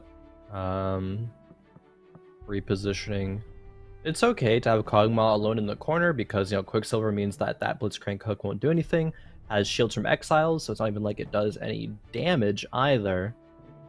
See how this composition is able to shape up against a Rat. A Rat is the player who did have double Knife's Edge, it looks like here, and extra Chemtech as well. That's a tier 2 Chemtech Tahm Kench, and if you're playing from the lead with an early Tahm Kench to farming components, you're probably going to maintain that lead. Not in this case, when you're running up against Yukar, who has power spiked very heavily, but a Rat has so much HP to work with. We'll see, though. It seems like it's getting a little precarious. We have already won by attrition with a couple people as Tay and Smurfsquatch not able to get anything going, really, on this particular lobby. We might get a Braum 2. We do sell the Seraphine for it. Could sell the Orianna, or to grab a Tark, perhaps, but yeah, not doing that one. Wanting to make sure to hit the Orianna too. It's going to be valuable. Going against Darth Nub. Darth Nub has the Shiv Urgot. Poop. I think you were mentioning that a bit earlier. Maybe powerful. We'll see here. Yeah, I mean, you get a lot of attack speed there. Oh my goodness! Is this the first stopwatch we've seen? Yeah, and it's on new Fight broken Night? stopwatch as well. It lasts for a second less, but it is going to be gold tier, so we're going to be seeing a lot more, I think, because it is just a tier 2 augment. Yeah, and it doesn't seem like it worked that well on this particular matchup. But if anyone is wondering, Clockworks do get to keep going under stopwatch, and I think that also includes your Clockworks. But we do get an elimination anyway, so we won't get to be seeing that particular comp that much. But I do think that augment can be very good in an Enchanter, Clockwork, Sniper comp with Jhin. Just look on Keen's Twitter if you are wondering what I'm thinking. But this has now all of a sudden gotten quite close, as Rat hasn't won since we said 100 HP not too long ago. Yeah, I think it was 4-6, which a Rat lost the first round, and it's probably 4 losses in a row. Jaywu, though, with this broken stopwatch, we'll see it for subsequent fights as well. The non-Clockwork units, all frozen. But a double Ori, maybe we could have some Ori chain casts or something like that as the Jhin ulti is bumping. Who knows what's going to happen. Darth Nub did fall in 6th. And just one more to go before we do reach our top 4 for the lobby. A-Rat's trying to go back-to-back wins, but needs to stabilize. Does hit the Urgot too. We see a Common Quail hitting Yone 2, Hoodix hitting Braum 2. Everyone's hitting their upgrades right now. Yeah, and Rat, while winning the race, it seems like the pace has increased for the rest of the lobby. We have Exiles here with a tier 2 Yone that's been there for a bit. Jerry now is looking at a little bit of a Protector comp, and we've got a lot of synergies here. Scrap's going to give a little value to individual items. We have not used the Reforger. I don't see why we need to with this particular setup. You don't want to mess with the IE Last Whisper on the Jhin as we get another stopwatch here. What a cool graphic, too. Yeah. As the Jhin does get to the ult. That's how you really want to see it, is you want to get to the ultimates while stopwatch is available, so it gives you an opportunity to get to your secondary ultimates as well, but not enough upfront damage that time, as Jerry does fall, and maybe this augment might not be as strong as some people thought it might be moving into these particular rounds, because a lot of people were pretty hyped about it. It getting into tier 2, but a 5th and a 6th place for it so far in this lobby. The augment was alright, I think, in that fight. The board was just rather strong that went up against, so a bit unfortunate there. running into a rat who, yeah, look at this board, right? Like that Tahm Kench 2, Urgot 2. Jinx is not yet tier 2, but even this Lysandra, right? She has like some utility items between the Sunfire and the ZZ Rot, but she's still going to be outputting, I think, a lot of value too with her CC. But oh, it's an Akali too, actually, for Puddix. Uh-oh. Oh, Hey, that's that's why we're massive. on fire. Yeah. The other thing that we haven't really mentioned is Jinx's AP values actually got higher. But the Akali should be enough. And those items, oh, we finally also see a QSS.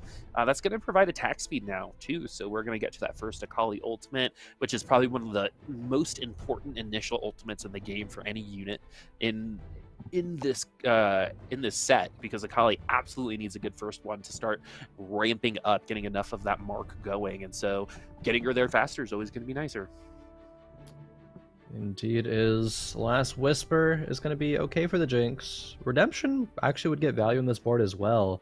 Maybe Rat wants to greed out these components, see what else Tahm Kench can farm. It's not like a Rat is on elimination point, right? Still about 50 HP to work with. Exactly 47. Common Quail trying to roll for Yone 3 and finds it. Uh-oh, wait a minute. Yone 3, 8 Challenger, 2 Academy, 1 Yuumi to give some cuddles.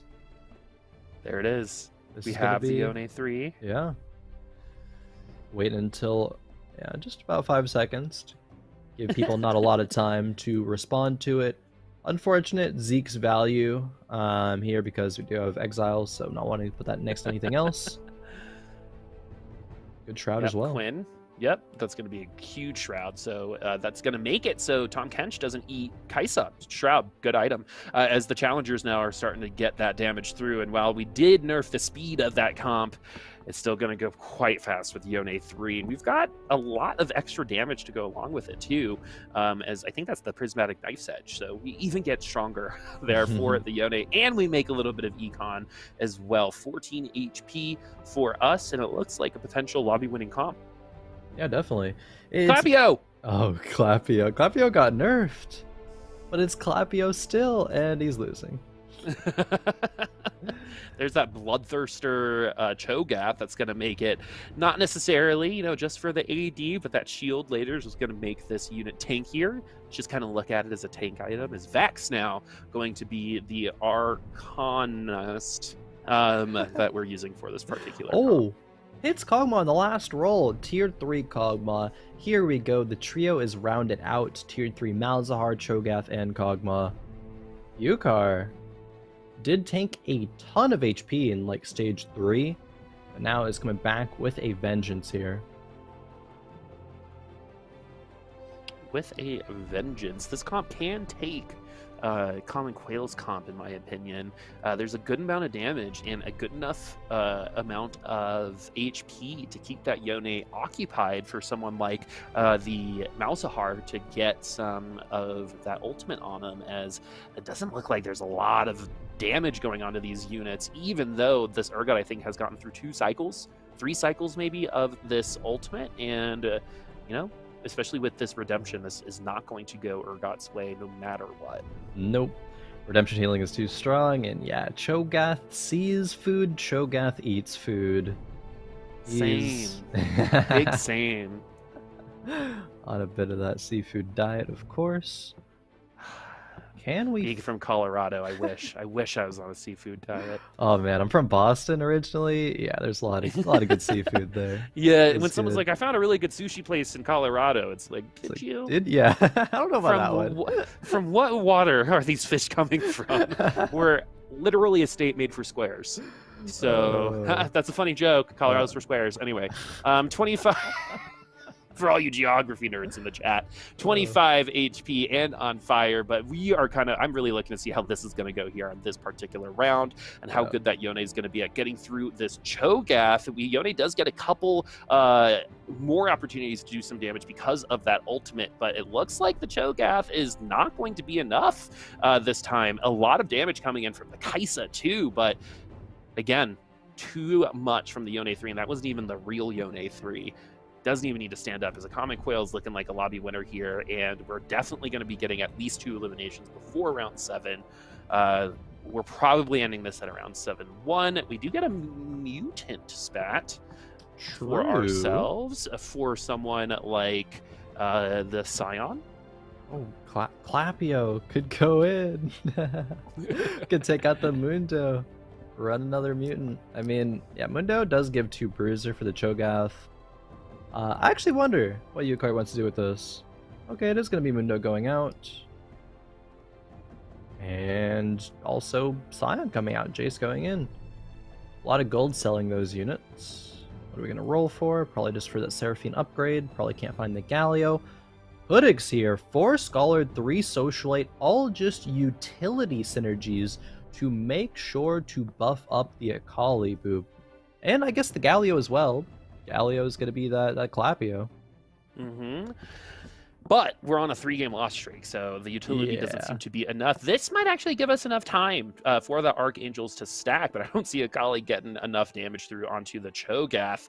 This might be another one of those situations where everyone except Cho'Gath does fall. The Akali is eventually going to get to the Malzahar, and finally gets about half of that HP down, and the Cho'Gath now needed to get through, I think, a lot more to win this out, and now the Akali has a shot here, especially with the rounds getting a little bit later, and once we hit overtime, the Akali will have a huge advantage.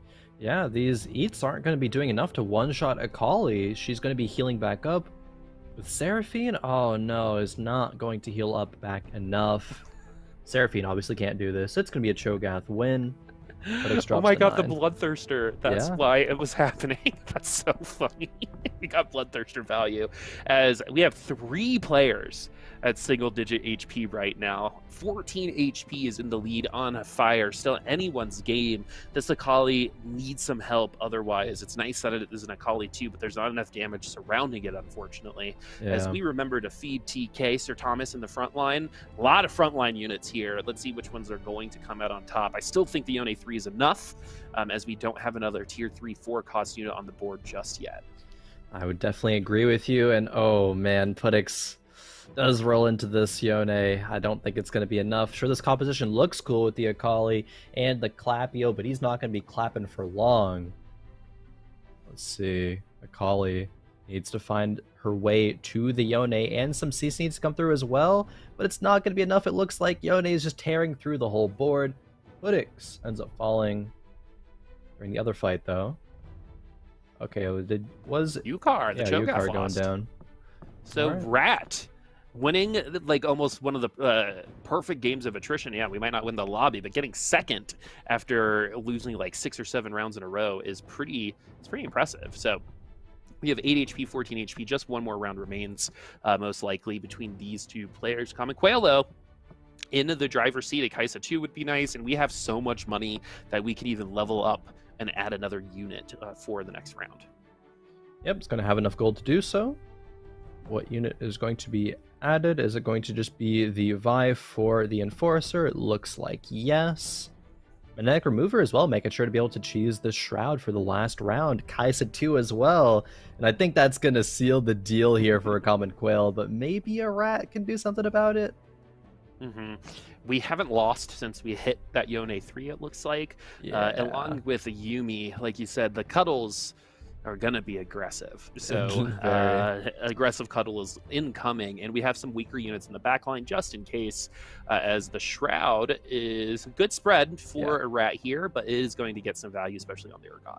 Enforcer value, enforces the Tahm Kench. She's not going to be able to eat for this fight. Does end up eating the Yone, though. That's going to buy a lot of nice time for Arad's team. Wow, this actually could be the tech, the positioning here. Common Quail does go down. Arad found the answer and is going to take another lobby.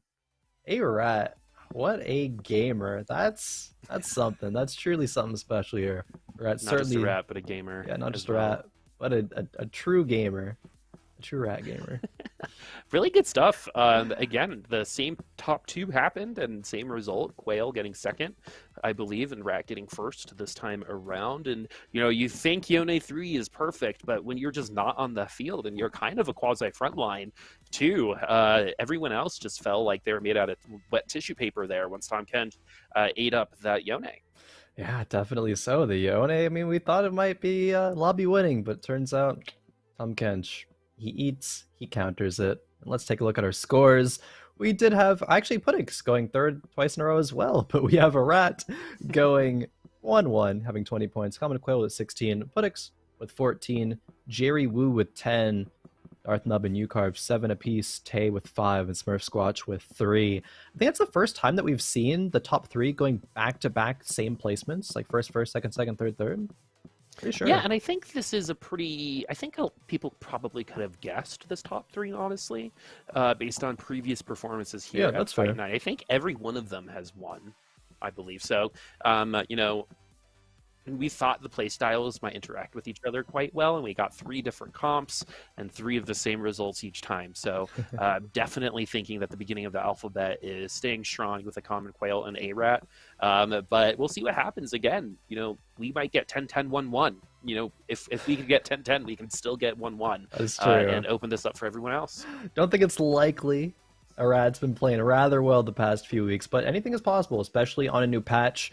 But it seems like Arad definitely has found some things out about it. But we'll see if Arad's able to keep up the gaming, keep up the first, as we will be right back with more Fight Night Rising brought to you by Wisdom. Don't go anywhere.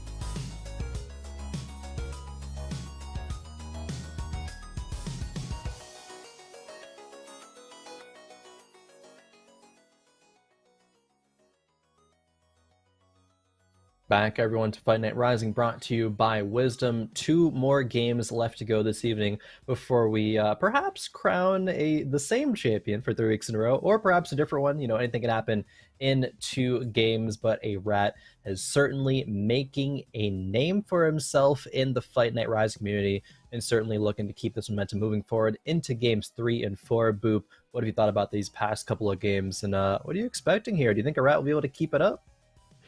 I think so. There's no reason to doubt, the rat here for a while, unless maybe a piece of pizza comes through, and, a rat becomes pizza rat and becomes a whole other meme as we go through the convergence. But no, I think the biggest thing here is that I think a rat's really good about not changing things up when they don't need to. I think a lot of people are like, oh, I just won 2 times. I got to try something different or something like that. And I just, play your game, play consistently. It doesn't seem like anyone's really pushing you out of it. So just keep doing what you're doing. That's true. I do think they did play a couple of different comps, I believe. The Kaisa Bodyguard was the win in the first game, then the Urgot Jinx in game number 2, but still playing these compositions that are centered around these 5-cost units just because a strong early game gets you there, right? A rat has been the only player to, the past couple of games in a row, streak until Krugs, and almost even win streak until Raptors. That last game lost on 4-6 right before Raptors, but still, that's an insane lead. It's like you can't almost not get first place, or at least not get top 2 at that point. Yeah, and that's what we talk about in terms of like attrition-based comps, right? Comps that don't necessarily win a lobby, but win the early game so hard, right? That there just isn't enough HP for the rest of the people to break into the top 4. Even though you lose 8 or 9 rounds in a row, you're coming from 100 HP versus our 20 HPers who are rock, paper, scissoring at that point, right? So Exactly. there's a lot that can happen, and we're going to be right along now with a rat who is going to be starting with the belt. I say this every single time. If you tend to not build tank items, just start with belt. You'll get there eventually, and if you are going to be hard-headed, just put your large rod along with the belt and get your Morillas going. But you have to build that front line. You saw how tanky the top 3 comps were in that last round, so build that front line. Those belts can be very, very valuable. Warmonks is a great item at any point in the game, really. Especially if we're, building some front line like a Cho'Gath. We've seen a couple of Cho'Gath 3s the past couple of games. Not that they have, won lobbies, but still some consistency with them is decent. Erat the past couple of games, I believe, has started with a glove, so this is going to be a bit of a change of pace for Erat. I'm sure, though, we'll still be able to make it work quite well. Samira potential here. Let's see what augment that they're going to go for. We have our Arcanist Heart on guard and makeshift armor. Hey, a TF does come through when you get an Arcanist Heart, and that would make a TF too. There is a belt there, half of Morello's. I'm just saying, Boop. I'm just saying. Yeah, I think you're saying a lot. Where it looks like makeshift armor is definitely the more flexible augment out of these 3, but if you want to go a certain direction, you are going to get that TF2. You are going to get a potential Arcanist is going to be one of the easier ones to splash in. Ooh. And we are going to get the Challenger instead. On guard. So these Challengers are going to cause it's Mana Reave? 3 seconds of disarm. Disarm. Yeah. It is disarm for our Challengers. So, for example, right now it's the Samira, and we'll see if we actually continue going Mercs here, since we did pick up an Alawi, and Quinn is a Challenger themselves. The pre-level gives a pair of Samirai, multiple Samiras. No other Challengers, though, right now. A couple of Enforcers and Bruisers between the Vi, Alawi, and Caitlyn. Makes for a decent board, though, so not too unhappy about that result. A Common Quail, a couple Innovators, a couple Scraps, levels up to play a Camille 1. Interesting. Not necessarily the greatest board to level up for. I think the really intense thing now is just how little Innovators we see actually completed early on. I mean, we were seeing bears at round 2-2 back in the day, meaning literally 2 days ago. Yeah, back in the day, so long ago.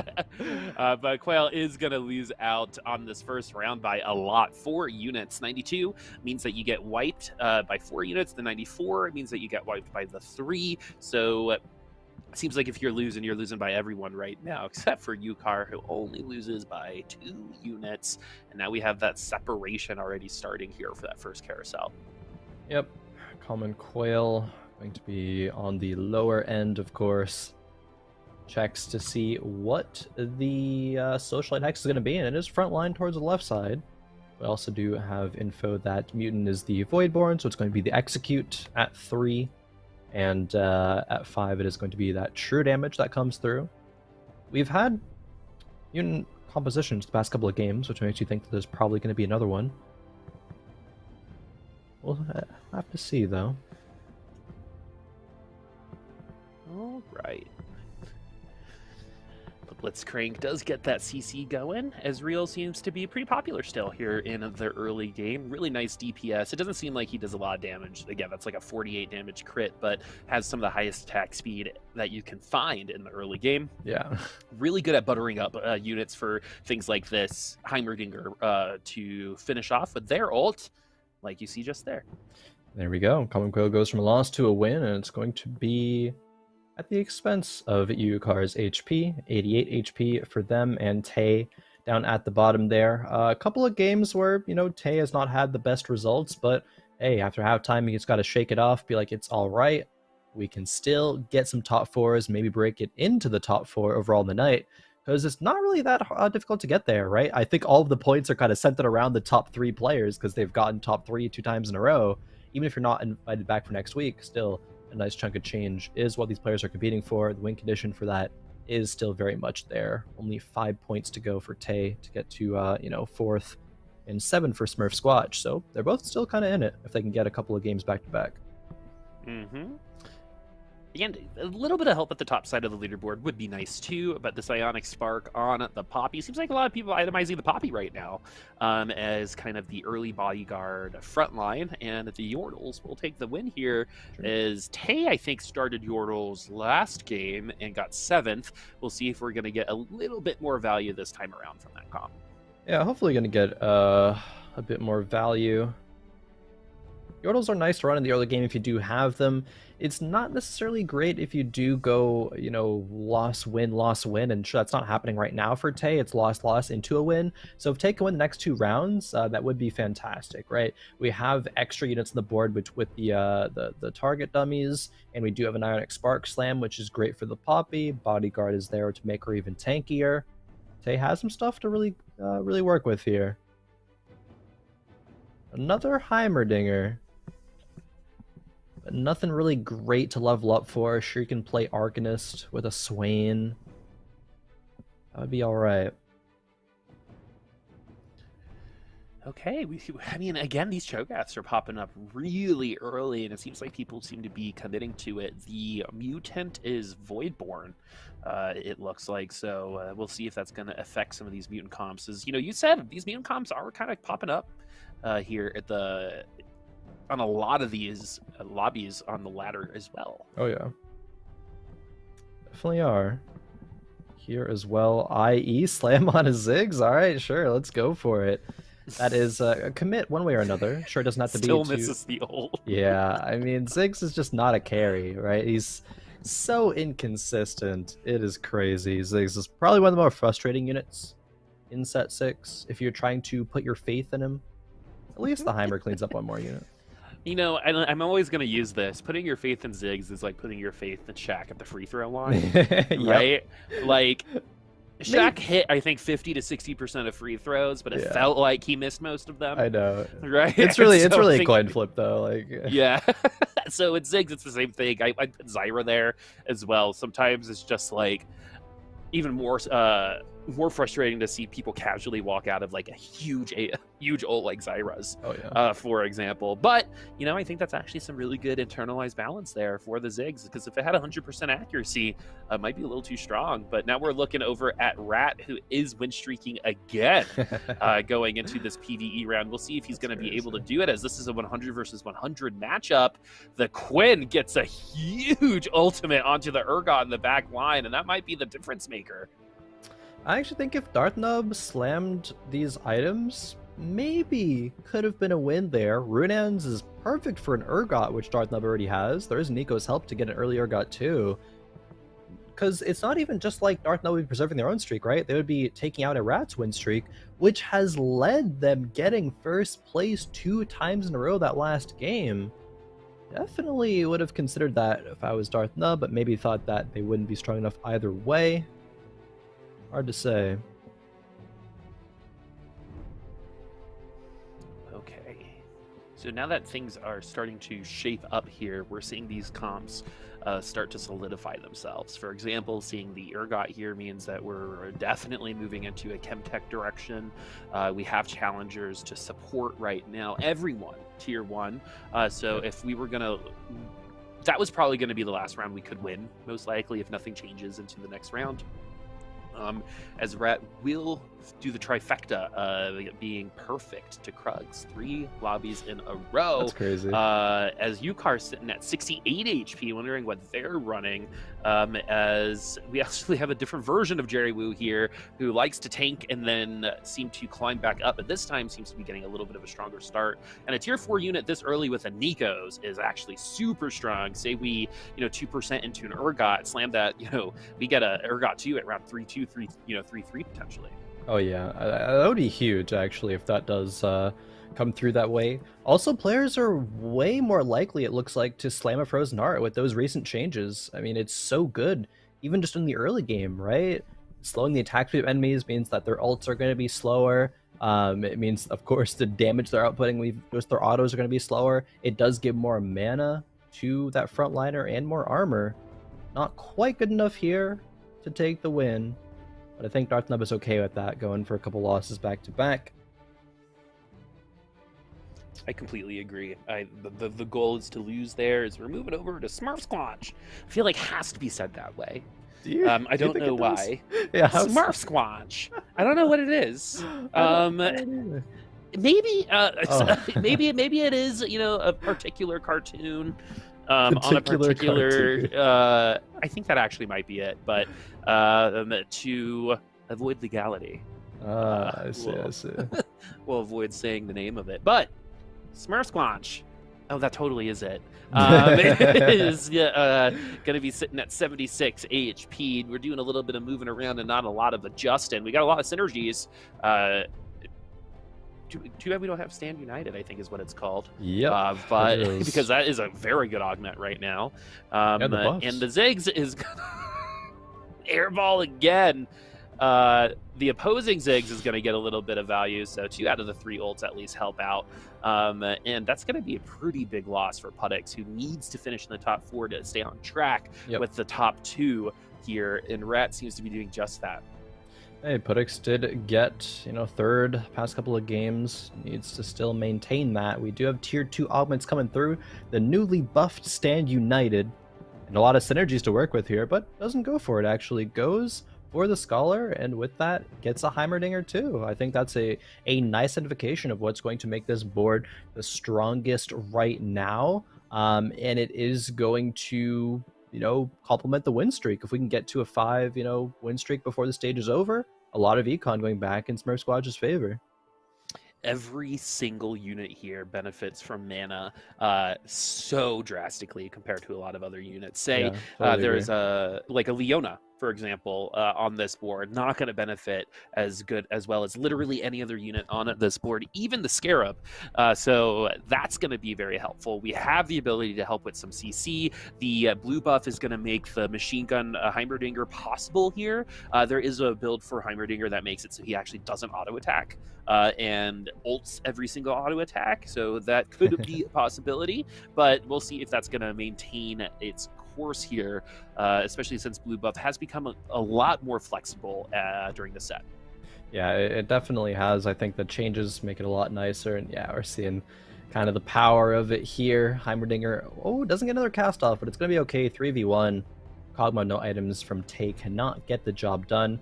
Both players actually having a Scholar heart there. Interesting. Yeah, everyone's getting educated out here. A lot of education happening on the Convergence. Who would do that? Now. Just kidding, stay in school. I hope they help with banking and currency. Like, I hope more schools do more around the world. But Smurf Squatch now, it was looking a little precarious. We have a lot of synergies to help our units get even stronger. Good tier 2. I think that tier 2 Heimerdinger was a huge game changer. And we only need one more scholar to get that quad scholar. And we might get offered that time stop, the clock. The clockwork augment here for the third augment if we potentially are going to continue going that way, especially since we have an extra clockwork. We are definitely going to be grabbing an Oriana here, it looks like. So we'll see, because we have a good AP build at the ready on our bench right now. Yeah, that is very true. We could have potential Jewel Gauntlet, could have Archangels as well. That was the other option, and does go with that one. So much mana already to start on this Heimerdinger. Instant casts. Feels good. Vex 2 now as well for the front line.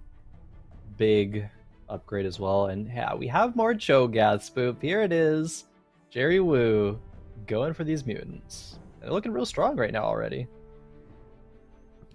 Yeah, super strong already, and I'm glad we're seeing these. I'm glad we're seeing these scholars showing up. This was something I think a lot of people assumed we'd see based on some of that patch note, and the Heimerdinger is going to maintain that power differential and only get stronger with the Archangels plus that mana. As Jerry Woo sitting in second place. It's funny. Usually when you see someone in second place, you're like, oh, they must be doing well. But for Jerry, I'm not quite sure if I want to see you in second place right now, especially since you played so well. Playing some of these re-rolly tanking kind of compositions. Yeah. This is going to be another Cho'Gath comp, which is top 4 every single time we've seen it. Let's see if it's going to be able to do it again. Yeah, I think this is still leaning into a kind of Jerry Woo style. I guess honestly it's probably fortunate that Jerry Woo didn't tank as much in the early game, because they're gonna have more opportunity to do that right now when they're finding their Cho'Gaths and Malzahars to get them to the tier 3s, right? Wanting to be using gold, just rolling down to 50 each turn, and that's about it. Jerry Woo has already kind of hit all the necessary breakpoints for the mid game as well, hitting the Cho 2, hitting the Malz 2. The items could be a bit better. Titans and the Cho'Gath is decent, not perfect, and we really need some Malzahar items as well to get his damage on the field. Okay, so and you need friends, right? Even in low places. That's a Futurama reference. Mutants live underground. Anyway, the Malzahar is so important to set up stacks for the Cho'Gath and vice versa, right? Cho'Gath might weaken you up enough, so Malzahar is going to be able to double cast onto somebody because the cast is still going on the unit that falls because of that ultimate. So Jerry now sitting at second place, 24 HP, 14 HP above third place right now. So we got a couple rounds to go, as Rat is going to make it to the Wolves on a 100 win streak. How does Rat do it every single time? I mean, is a Rat just, it's one of 3 things, right? Good at playing the early game, a better caliber player than a lot of these players, which, I mean, we have some strong players in here, so I don't know. But also just kind of high rolling or getting a bit lucky in the early game. Might be a combination of the 3, might be 1 or 2 of them. Either way, a Rat certainly continues to impress. I mean, I feel like we keep, or at least I keep giving praises, but I think they are justified and very, very fairly given. If I've ever seen a comp with an identity crisis, it's this one. Unfortunately, we've got a lot of synergies, but not a lot of damage. We have, IE Last Whisper Hodge again for the Jhin here. We potentially could have waited for a sword, but we decide to go with the Hodge. This Heimerdinger not decked out like the last one, and while this looks like a little bit of a hodgepodge comp, we should win at 36 HP. If Yukar's not pushing for the win here, you're losing, but you're losing by a lot more than you might have originally done it, especially since all of our kind of carry units here are still tier 1 and we have low gold. We need to hit these rolls. Yeah, I think this is a hodgepodge of some nice units, though, because there is Stand United for Yukar, so wants to play a lot of different synergies, has 7 on the side there, so that's going to be 21, I believe, right? It's going to be more than that because it was buffed, so it is going to be 28 AD and AP for the whole team, if my math is correct, but it very well might not be, so I should avoid doing math in the future. Either way, though, we're going to have a decent board. Still really needs to get the Braum 2 and the Jin 2 online. Yeah, the Jin 2 is almost required. I don't know if we're going to be able to steal many more wins into the late round 4s. The Seraphine is going to take at least 1 extra unit down. So instead of 3, it's going to be it's actually, instead of the 4, it's going to be the 3. Yuumi doing a little bit of cuddling right now for Jin. But yeah, we finally went 2 in a row, and now the HP totals are starting to link up across the board. Rat loses this round, so no 100 HP win just yet, and the attrition not really as high as some of the other rounds have been. Jerry losing 2 as, 2nd to 7th, could still be anyone's game. Yeah, Tay's at 26 HP, but playing a comp that already kind of gives away HP early on, but we did get contested Ural, so yeah, we'll see what happened to Tay later on, especially since we've had a little to no success on that comp for the last 2 lobbies so far. Yeah, I mean, still sticking with similar strategies. Is going to be tanking low HP. They just need to get part 2 of that down, which goes to the stabilization point. A very important part of the process, though, but it looks like Common Quail has done a nice job of stabilizing with this Samira too. This is a very, very nice board. If she can now res from the GA and get through the Jin, which she does, but still a couple more units revive. Yuumi 1v2, don't think she'll be able to do it. The cat not quite powerful enough, doesn't even get the ult off. Yukar drops the streak, or the potential streak at least, as we do get into our stage 4 carousel. Akali and Kaisa on the field here. Both are taken instantaneously. Alright. Okay. Tay grabbing the Akali. I wonder if Tay can make an Akali pivot work. Looking at this board, maybe. A solid maybe is how far I'm willing to go on that one, but it's not looking great. No, it's not, unfortunately. I love seeing newer players come in and absolutely dominating, but we're going to put in our syndicates, i.e. on the Akali, just waiting a little bit. We're going to go a little bit of the Katarina direction with that. Ionic Spark has actually found its way onto a lot of assassins because of the synergy there. The assassins get into the back line, the opponent's ult, and then they become weaker to that unit specifically, as this could have been an okay build for someone like Cat, but we see another GA as well. Akali 2 is a possibility now. We might have only 1 round, though, to get there. We might not even make it to the Augment as a Scholar Emblem. Sorry, Crest makes it a little late. Thieves Club's role is actually pretty good for the Shaco, especially with the Runins. The Seraphine is going to help out too. This looks like we're going to get a win here after a lot of movement on that round, but did I speak too soon, friends? Did I speak too soon? Maybe not. It's real close either way. Seraphine ulti is going to take out the Mals, but the 1v1 certainly is going to go Syra's way. I mean, Tay is still alive, and honestly, I don't think that round was that bad for Tay. Tay hit some decent things, popped the Thieves' Gloves off of the Akali. Still needs to roll and hit the Akali too. Ooh, Syndicate Crest. Actually, gets a Zyra, gets Syndicate Emblem. That would be 5 Syndicate. If we take out some things like Blitzcrank, you can take out Seraphine as well. And it would be giving 4 Scholar. Yeah, I think 4 Scholar is the pick there, because something that happens there all the time is your gut tells you something, and then you kind of want to give the game respect to think about the other things, and you kind of just get lost in thought, right? Yeah. And that's what the definition of overthinking is. So sometimes the one that makes the most sense is the one that you pick. Occam's razor is what it's called, right? I know a lot of people like me, when they get sick, you think you have some type of 1% disease that no one has ever heard about. You go to the doctor, and they're like, "You have acid reflux." And you're like, okay. But what Tay needs to do is we got to get to those Scholars, because that's going to help the whole team. We do get a nice Syndicate Hex for an Assassin, but we still only have that Akali 1 who got a pretty nice buff. So this might be good enough. Going up against a Challenger squad, an Imperial squad, it might be okay as well. 7 loss streak, though, and we don't have any more to go. Yeah, no more room for defeat here, but it's okay. The synergies are good. 4 Scholar, 5 Syndicate.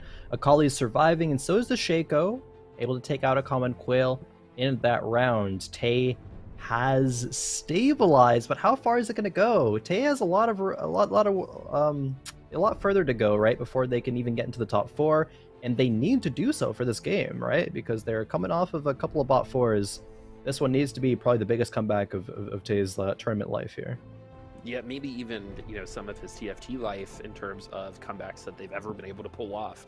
Might be pretty rough, but we've seen it happen before at single-digit HP, especially in a lobby like this where Rat has seemed to lose. Jerry is going to win streak through a lot of this portion, especially if we get to that Cho'Gath 3. Not sure if we were able to hit it just yet, but at 69 and 82, that's a pretty big separation from everyone else, as Smurf Squatch sitting at 3rd needs a good result as well, as the same can be said about them and Tay. Yep. Now we're looking at Putix trying to make a level 8 board work out. Does find a Targ too. Goes in for 3rd Enchanter. Given a Socialite Hex as well. And here we go. The Akali is found, and so now the pivot begins. 3rd Socialite wants to come online as well, but not going to be here quite yet. Blue buff probably finds his way onto the Akali, right? Oh no, it's going to be a Hodge instead. Alright. Blue buff makes his way onto the Zyra. Okay. And this Akali one is not strong enough, it looks like. Unfortunately not. No. Too much HP. I mean, Galio 2 as well. That's going to be tough to get through, as Yukar does lose in the single-digit HP, now in 8th place. Jerry continues to win, so definitely one of the strongest comps in the game. This looks like a battle for 3rd right now that Rat is actually a part of, in my opinion, based on where we are HP-wise. Smurfspot's getting that Seraphine 2 means some good utility all around. Pretty good unit. I think not quite where it needs to be kind of like a naked carry. Yeah. With first aid can be really, really good. Sure. But that comp has struggled with damage in the past, but we do get that Socialite Hex bonus. This time going to be on the Realm. Where are the rest of these going to go? It's going to be the Rageblade and the Scholar Crest on Seraphine, and we do need one more Syndicate as well. Another Cho'Gath 3 happens here for Jerry Wu. And Jerry Wu's been on a win streak here for a kind of a long time now. It is nice for Putix to be able to get that Yuumi in there to CC the whole board, gives Akali a bit more time, but I don't know if Akali can get through this Cho'Gath. In fact, I'm pretty confident she cannot. Just going to be a slow bleed out here for Putix. It's going to be how much we lose by as opposed to if we lose. Yeah. And especially now that we have Execute too, it's that Yuumi trying so hard. Gotta give it an A for effort, right? Throwing toothpicks is hard, friends. It really is. Oh, Heimer 3 coming online for Smurf Squatch, as we do unfortunately see Uikar go in 8th and Tay, while they've dodged 8th, 7th is not much better there. Only getting a couple points on that one. But we're going to be seeing some more eliminations soon, I think. Although Smurf Squatch Heimer 3 could be putting a bit of a stop to that. We do have 4 Scholars, 4 Arcanists, and a Victor frontlined. He does have GA, and he is in that Socialite Hex, so maybe he can get a cast off? Question? Yeah, this is how you played Ari back in the day, if you remember. Yeah. You just frontlined her with GA. That's like what happened. Actually, I was wondering when this was gonna be attempted, if at all, because of how much mana Victor uses. But if he gets shrouded on the front line, that's gonna be that's kind of doomed. But we do end up winning out on that one, and it does work out. And we probably move him back if we hit tier 2. As that's the fastest little river sprite you've ever did see. Oh yeah. That's the 5th Syndicate for Putix. Ooh. Okay. Interesting. Smurf Squatch looked like grabbed a Hextech Gunblade for Heimerdinger. Gonna be giving him some good healing as well as, some more AP. Is on a Shaco, so it's 3 gold. It needs every single bit of gold that he can get right now to find these upgrades. Is one off of a Vex 3, but needs to sell one here if he's going to get the Victor too. We have a round. We have a round. I mean, unless it's a really bad loss, and Smurf Squatch does not want to risk it right now, it looks like. We might get a free one anyway. Yeah. Right, so it might just pop up. Sure. Wait another round. Vex 3 is not like that game-changing It's not going to be as game changing as something like a Victor 2. Exactly. This is where the frontline Victor can make or break it here. If it was positioned on the other side, I'd be a little bit more concerned. Actually, we would have already got to an ult probably. Yeah. If we were on the other It's side. We might no. get 2 ults here Oh. with the Victor, which we will, thank goodness, because of the Seraphine Arcanist, and we're going to get a little bit of extra time too We got because third. of the GA. Man, the thing about this Cho'Gath that is starting to scare me is the fact that we've seen 3 different itemizations of it, but 3 very successful versions as well. Is it time to nerf Cho'Gath, or the cries already out there? You know, Reddit, on Twitter, where between that more, dog? You never know. There could be a B patch, but Yeah. as of right now, I feel like tanks are probably the easiest countered type of units because we're not seeing any Last Whispers. We see one right here. Not a ton of Giant Slayers outside of some of our backline units. So we'll see if those items land on these kind of high impact assassins that we're seeing a little bit more of. But nothing really able to take anything through that Cho'Gath. I'm not even sure Ooh. a Giant Slayer would even be enough. Kali That's too. huge. Yeah, the Nico help at the last second, giving Akali some much needed upgrades. GA, IE, and Quicksilver. Sash, also very, very good. She can't get CC'd, so she can guaranteed get that damage out for at least the beginning of the fight. Seraphine's doing full heals. It's just like a slower version of a Tarek, and the ult from the Victor isn't going to be enough. A little bit too much movement from the Akali, and Smurf Squatch gonna lose out there. If Quail didn't get that Akali too, that probably is a different result. Smurf Squatch goes into 5th place. Rat at 64, Jerry 56. So we actually did lose out a little earlier. Darth Nub seems to be having a pretty good comp as well. Looks like Jerry Wu won the round against a Rat there in that last fight, but not by that many units. Common Quail does have the trade sector, of course, so free rerolls every single turn. Looking to find a couple upgrades. 3 Syndicate, 3 Socialite. 3 Socialite is so good for Akali. She utilizes every single one of the buffs super well. The healing from Socialite 3, necessary if she doesn't have any healing on her items, which she doesn't here. The mana regeneration as well is very nice for her to keep chaining those casts.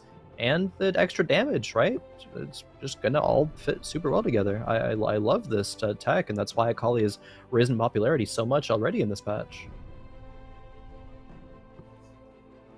Yeah, I think Akali is definitely the unit a lot of people have kind of taken some of their ire out on. It didn't seem like the biggest change in the world, but tier 1 changes to units tend to be some of the most impactful kind of changes because it's the raw damage, right? You're just gonna get 50 damage. For example, some changes don't get any changes in tier 1, right? So this particular change is always going to help out, as Darth Nub is going to be running the Last Whisper Runins Titans version of Yone, and it seems like the IE Runins Hodge version is going to be enough, as it's going to be Tank Fiora here. I mean, we have true damage, so why not, really? I feel like just about any time we're able to get the 8 Challenger online, no matter what items the Yone has, as long as he has some form of, like, AD on there, he's going to be doing rather well. A lot of damage here. Darth Nub. Oh yeah, Darth Nub has the 8 Challengers, right? The other board does not. Let's see where these items go. Warmogs. Is it going to be a Challenger Warmogs for Snart Tom Kedge? Well, remember, Tom was able to beat a Yone 3 pretty much. That is true. A little earlier today. Common Quail could talk to us about that, as Jerry and Rat only 1 HP away from each other. Quail and Darth Nub need some help here, as now we're starting to find enough damage for things like the Cho'Gath, especially once we get to single target, and that is a lot of damage going through immediately. Too quick. These challengers seem to be the way to get through a lot of these mutants, but that's a lot of ultimate going through on the Kaisen as the Cho'Gath moves out from underneath the time frame. It doesn't look like this is going to be enough. Wow. Yeah, we couldn't see Cho'Gath's HP bar. We're like, oh, is he getting low? I'm not sure. He's just gotta too, be, he's right? just too big. But no, he's regenning. Redemption on this unit is absolutely busted. And he's going to be taking out Darth Nub. A Common Quail drops in 4th. Darth Nub in 3rd.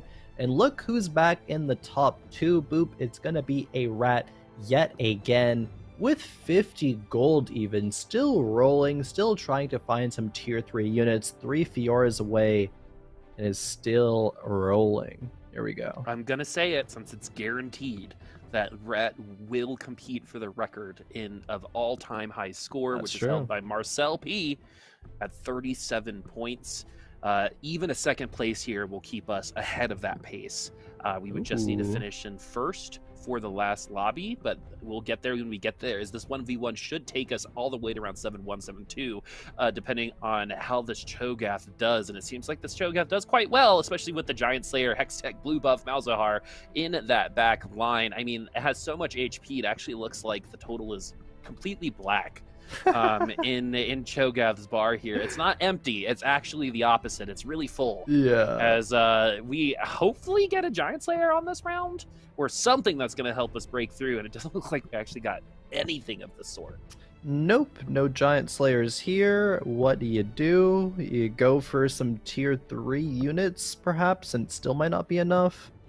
Because what? Leveling up here doesn't actually do much for a rat, and so I think he's correctly identifying that and is going for tier 3s instead. It is a low chance, I think, to hit them at this point.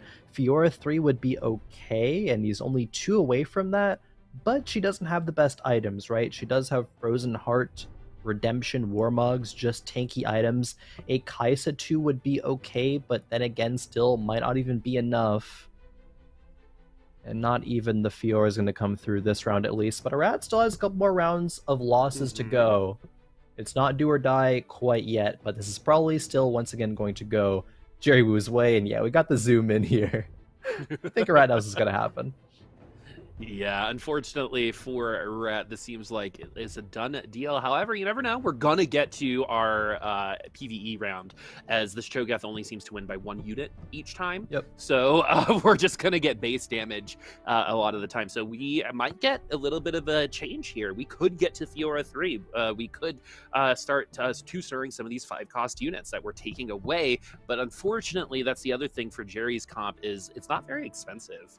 You got to get that tier 3 Cho'Gath, but since you're taking spots away, running that comp, 2 of those spots are left empty. You're not spending those on units, so you can spend those on rolls. You can get the tier 3 unit Malzahar a little bit quicker that way, potentially, as well. So you don't need bodies, you just need the rolls there. And while the bodies aren't expensive, the items need to really be there, particularly for that front line, unless you're Cho'Gath 3, which, again, it seems like you kind of do whatever you want at that point. Redemption seems to be very, very, very good on Cho'Gath, though. Definitely super good. And the Enforcer can't stop the Cho'Gath either. He's going to be immune to that CC, so it went on the Malzahar instead.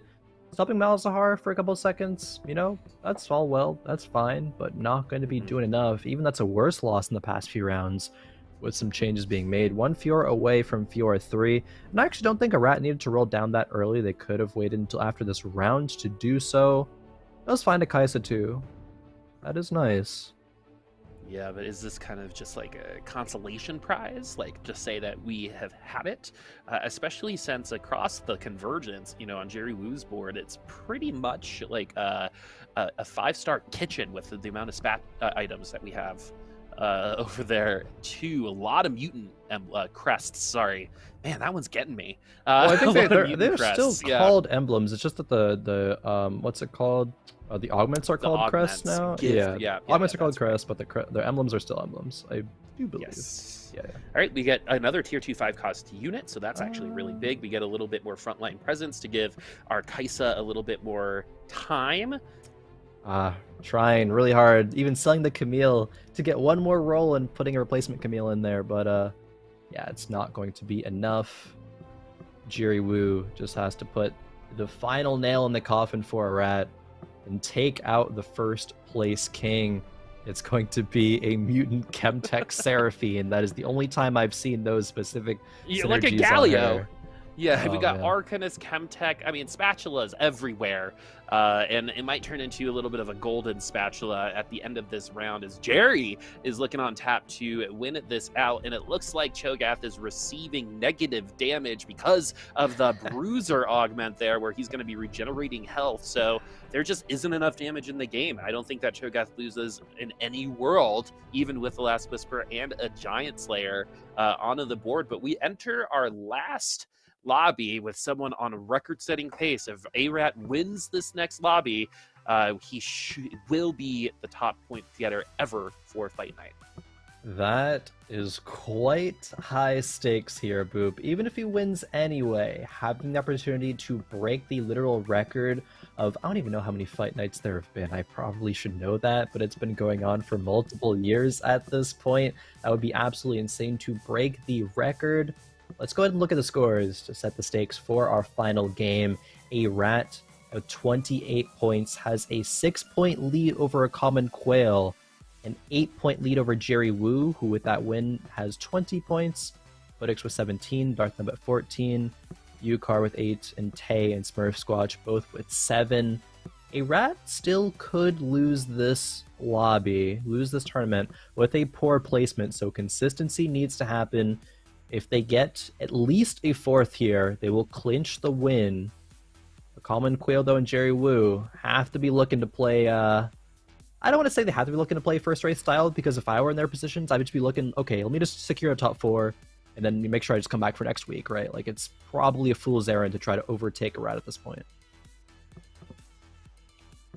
I mean, I of course want to see a record get broken. You know, you don't really ever see those happen ever again. Like, I don't think, for example, Robin Songs is, what was it, 1-1, 1-1, 5, 5-1-1, 5-1-1.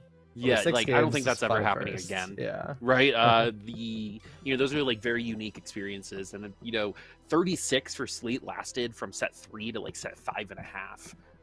For example. So these things don't really change all that often, and Rat has been playing really well.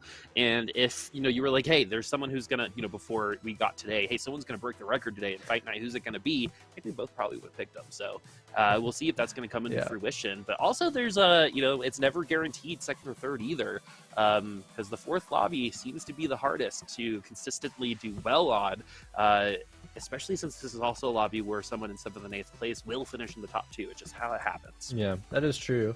Although players the past few weeks, Boop, have not succumbed to the 8th game curse, or the 4th game curse, excuse me, by going 8th. They've actually, looking at the past, it was NYU Gaming who did finish out round 4 strong in the past couple weeks.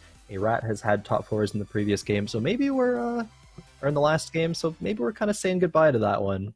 I don't know, maybe the curse is fading, Boop. The players have learned how to counter it as we do get into game number 4. Here we go. This is going to be it for us after this lobby. We will have a winner. Is it going to be Rat with the record, or is it going to be Rat without the record, or is it going to be someone completely different? We're already starting with some mutants here for this opening carousel for somebody, but Jerry Woo, our last lobby winner, was able to get the Cho'Gaths, who seem to be uncontested every time we see it. Cho'Gath has gotten second, first, I believe, in these lobbies, or second, first. But it is a guaranteed top 2, it seems like, if we get Cho'Gath 3. Yeah, the first lobby was the Kaisa Bodyguard win. The second lobby was Urgot Jinx. That's Jerry right, Woo. Cho'Gath 2. Yeah. Because that is correct. So it has gotten top 2, I believe, in all 3 lobbies so far, getting the first win on the last one. So, I mean, if you're someone who just needs to finish in the top 3 to make it into top 3, Cho'Gath might be a really nice direction for you, especially since, again, it seems like one person is doing it, but no one else seems to be contesting. No one else does seem to be contesting, which is interesting. I mean, I don't know. It does seem fairly consistent, and maybe it's just players not being super familiar with that strategy. Honestly, Enchanter Soul for Jerry Woo here, the Enchanters aren't going to have that much value right now, but the extra 8 gold at the beginning has a lot of value. And the Enchanters will scale super well into the late game. Like, this is why these Soul picks were kind of redesigned this way. It is going to be, however, not quite appealing enough to be picked over the item grab bag for 2 free items, which, by the way, are very good items. Infinity Edge and Redemption are probably some of the 2 best ones that you could ask for. So Jerry Wu, definitely happy about that one. And I hopefully there's a little bit of good luck when it comes to the fact that you don't have the Reforger. Maybe the items that pop out are going to be more like this, because it's the second time we've seen that. But we already have an IE Last Whisper here for the Ezreal, and Jerry should be feeling great about where we're at right now. We can definitely make it to Krugs without losing. We already have a tier 2 unit, a 3 cost unit, 2 of them even, in a couple different openings. The thing about Tarek that's really nice is he doesn't lock you into anything, he just kind of gives. Yeah. Right? He gives you, all he does is take a space and gives you health and fashion. Definitely. And there was actually a small play that Jerry Wu did right there, which I really like. Some players would have just like, oh, seen a pair of Singe, so picked it up. But Jerry Wu says that I'm going to level up and my board's probably going to be strong enough to where I will win and then get that 1 gold to purchase the Singe I need for the pair. So shout outs to him for that one. It's the little things that really make a player show their skill. As we move over to a Rat who has a pretty good early game. Talon definitely kills units very, very well, especially if given enough time, like this Darius with Warmogs will give. Talon's going to end up cleaning up pretty much everything. Yeah, we haven't really seen any Imperial comps so far today. We saw one, I believe, with a Samira, and I think a Top Lord. But we've seen a lot of 8 Challenger, not a really ton of 4 Academy, because I think that was like specifically changed in that last patch to be a little bit better and a little bit more consistent. Yone seems to be performing all right. Yone 3, of course, doing a little bit better, but not getting kicked to the curb at all when it comes to that unit. But in this early game, we have we already have that separation, right? That first round can do a lot for the first carousel, especially for people like Darth Num and a Common Quail. Say they win the next 2 rounds, they still might pick second based on getting wiped on that first round. So we'll see what happens here, as that first item round is going to be pretty big, especially for someone like Rat here, who is on record-breaking pace, or anyone else who might compete for the top 3. Now is a Rat going to go? Oh, wait a minute. The win streak is on the line. Oh, TF Homer auto. A Rat keeps it and keeps the win streak until Krugs for 4 games in a row. Dream alive. We almost saw it fall right there. But with the Blitzcrank upgrade that we see on the right-hand side, maybe a Rat can do it yet again. Maybe. That'd be crazy. 4 games in a row, streaking until Krugs. Like what? I think the only other person we've ever really seen, 2 other people, and they were at Fight Night at the same exact time, were Hobos and Numano, who I think were pretty well known. Oh yeah. For that, was it Hobos? Definitely. If we streaked to Krugs, we won. If we didn't, we got 7th.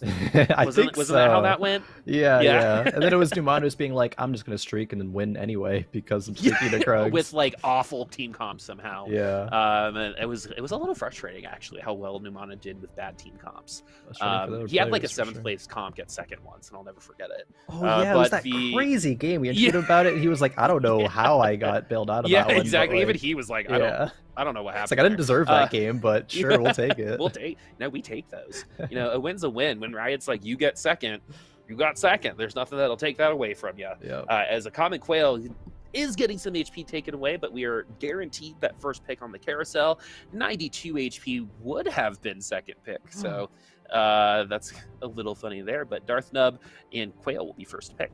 A Rat loses a round in stage 2 for the first time tonight. It's all over. 4th game curse. It's coming back. Yeah, that record's not going anywhere, Freds. Or maybe not. Maybe the pressure's off. You can't go 4 for 4 on going the Krugs undefeated. That's a lot more rare than it should have been today. Yeah, definitely so. Jerry Wu, though, is in first with 100. Ends up taking the cloak. A Rat grabs a bow. Common Quail is pretty low here. Not great units on the board. Not great unit quality, really, either. Oh, actually has, what is it? Wise spending? Every time you reroll, you put 2 XP? I've actually never taken this augment personally. but Oh, it's the it's interesting. prismatic version too. So this Yeah, is good for anyone who likes playing reroll, or this is actually a really good augment to get if you're just learning how to play and you you just like happen to pressing be the reroll rerolling button. a lot. So you're gonna get some free value out of that. It's not as good as March of Progress, but is definitely gonna save you some money. Again, this might be a situation where we roll super hard, we get some tier 3 one cost units and see where that takes us, but Yeah. uh, we'll see where this goes because we haven't really seen it all that often, as the prismatic augments all seem to be pretty. There seems to be a large variety so far that we're seeing on the board. Definitely. This actually might be a bit of a hot take, but I actually think that wise spending changes how you play TFT fundamentally about as much as Built Different does. Because the early game, I think you need to play completely differently, and it might not change how you play the late game as differently as Built Different, but it still does add some interesting nuances that you have never really explored before, right? Because it could be maybe I roll more on level 7 and it will naturally push me level 8 and get really strong at that point. It could be the same thing going from 8 to 9. It's really interesting, I think. So I have to check in to see what I think the Common Quail had that, what a Common Quail was able to do with it a bit later. But for now, seeing what Jerry Wu is able to do when it comes to maintaining this streak, and if they are able to do so, but it's not looking likely right now, and definitely Mm-mm. not right now. Smurf Squatch puts an end to it. All right, so no one streaking into Krugs this round. Oh. Smurf Squatch doing the best that they could, as Jerry Wu now with this switch up. That's a big hit when it comes to the Jin. Ezreal has those items already, but we are going to lose Innovator through it. So maybe we Yeah. just wait till next round and level up. Not really worth, it looks like right now. If it was an Ezreal 1, I actually think it would be worth it to swap over the Jin, even if you lose the Innovator. But Ezreal 2, probably outputting enough damage. Definitely the Jin could be a good swap for later, if it's not sold for economy here. Hopefully Jerbu gets some more gold here, does not, so has to make the decision. And, okay, chooses to keep the Jins, it looks like. Yep, gonna take the econ on the chin here no. for thank you for Jerry Wu. Let's see if we're gonna keep it in. If we get a second gen, we're definitely gonna be putting him in, but we're gonna just at least think about it now. Not selling the Ezreal means we haven't made the decision specifically just yet. We actually may have gotten weaker by doing this, Yeah. because you're not just taking Ezreal out, you're also taking the Scarab out. You're losing 2 units as the Camille goes in for the Jin later. Like, the Jin's gonna make it onto this board. It's just win, because 3-1's really early, and if you are lost streaking, that might have been okay, but it doesn't seem like we're like purposely lost streaking right now. And if we are, we want to make sure that we lose streak by just a little bit. But these Innovator comps usually do quite well at the early game, but a lot of damage has already been done here against it. Definitely. I actually think Jerry Wu is doing his utmost to make sure that this is the strongest board possible. Really being like, is the Jin worth it here? Is the Misfortune worth it? Do I want to play Clockwork instead? Did decide for Clockwork. It's not going to be good enough, though. But it will be not a bad loss versus Putix. Only by 3 units, maybe 2 somehow if the Zillion Bomb can... No, okay, it's not going to be the case. Jerry Wu loses yet again. Putix, though, 50 gold. Did take, what is it, Band of Thieves? Couple of Thieves gloves here for the front line. Definitely not bad. Yeah, that's something, again, we haven't really seen these augments all that often. Band of Thieves is kind of like the worst version of the Ornn item, I feel like. I'd rather get one Ornn item than a couple Thieves gloves. But this is going to be really, really helpful. Zac does a good amount of damage, and it's always surprising when it happens, I feel like. And this Bloodthirster is kind of like a GA where it helps you get to that ultimate because of that shield. Looks like we're hovering over the Yone to potentially bring him in. And let's see if the CC is going to be as impactful as it can be. The Zac does bring some people into vulnerability, but the Warmogs on the Darius is definitely helping out, at least take through a couple units. That could have been a 5-0 loss, but Rat is actually going to take the L there against Putix. Yeah, Rat losing a couple times here in the early game as we do get to our second augment choice, Makeshift Armor. Not great because we have 2 Thieves Gloves here, so it's Celestial Blessing. Probably, I mean, Celestial Blessing 1. I don't know, it's not great, but neither is just 1 Socialite. So takes Celestial Blessing, finds an upgrade. Not bad. Certainly going to be good to keep the streak going. Trundle was nerfed actually as well. We didn't really talk about that. Trundle is, or at least was super oppressive. He is going to be, I think, what was it? His chomp, like the amount of AD it steals is going to be lower, as well as the attack speed slow is lower, I think. So some well-deserved nerfs here for Trundle. Well-deserved nerfs. Trundle always finds his way into some nerfs. I'll never forget a Trundle 1 beating like a tier 3 unit. Two tier 3 units, actually. From Kiting's, from Kiting's clip there. That was the famous one. It was like, there's no way. There's no way. I remember us casting it for the first time, and we were like, uh-oh. Sometimes you just see it immediately. And unfortunately, I think with units like Trundle, their value gets underappreciated because they don't have like the fanciest ult in the world like you see Echoes here. Or like Lyssandra's, but it was very, very good, as you're seeing a lot of damage go through here. This might be the most effective Rage Blade you've ever seen on an Alawi, along with the QSS, so we actually got a good amount of attack speed, and she is going to do it. Yeah. There it is. Alawi carries there. Smurf Squatch actually loses that round, and Putix will be the only one on fire because of it.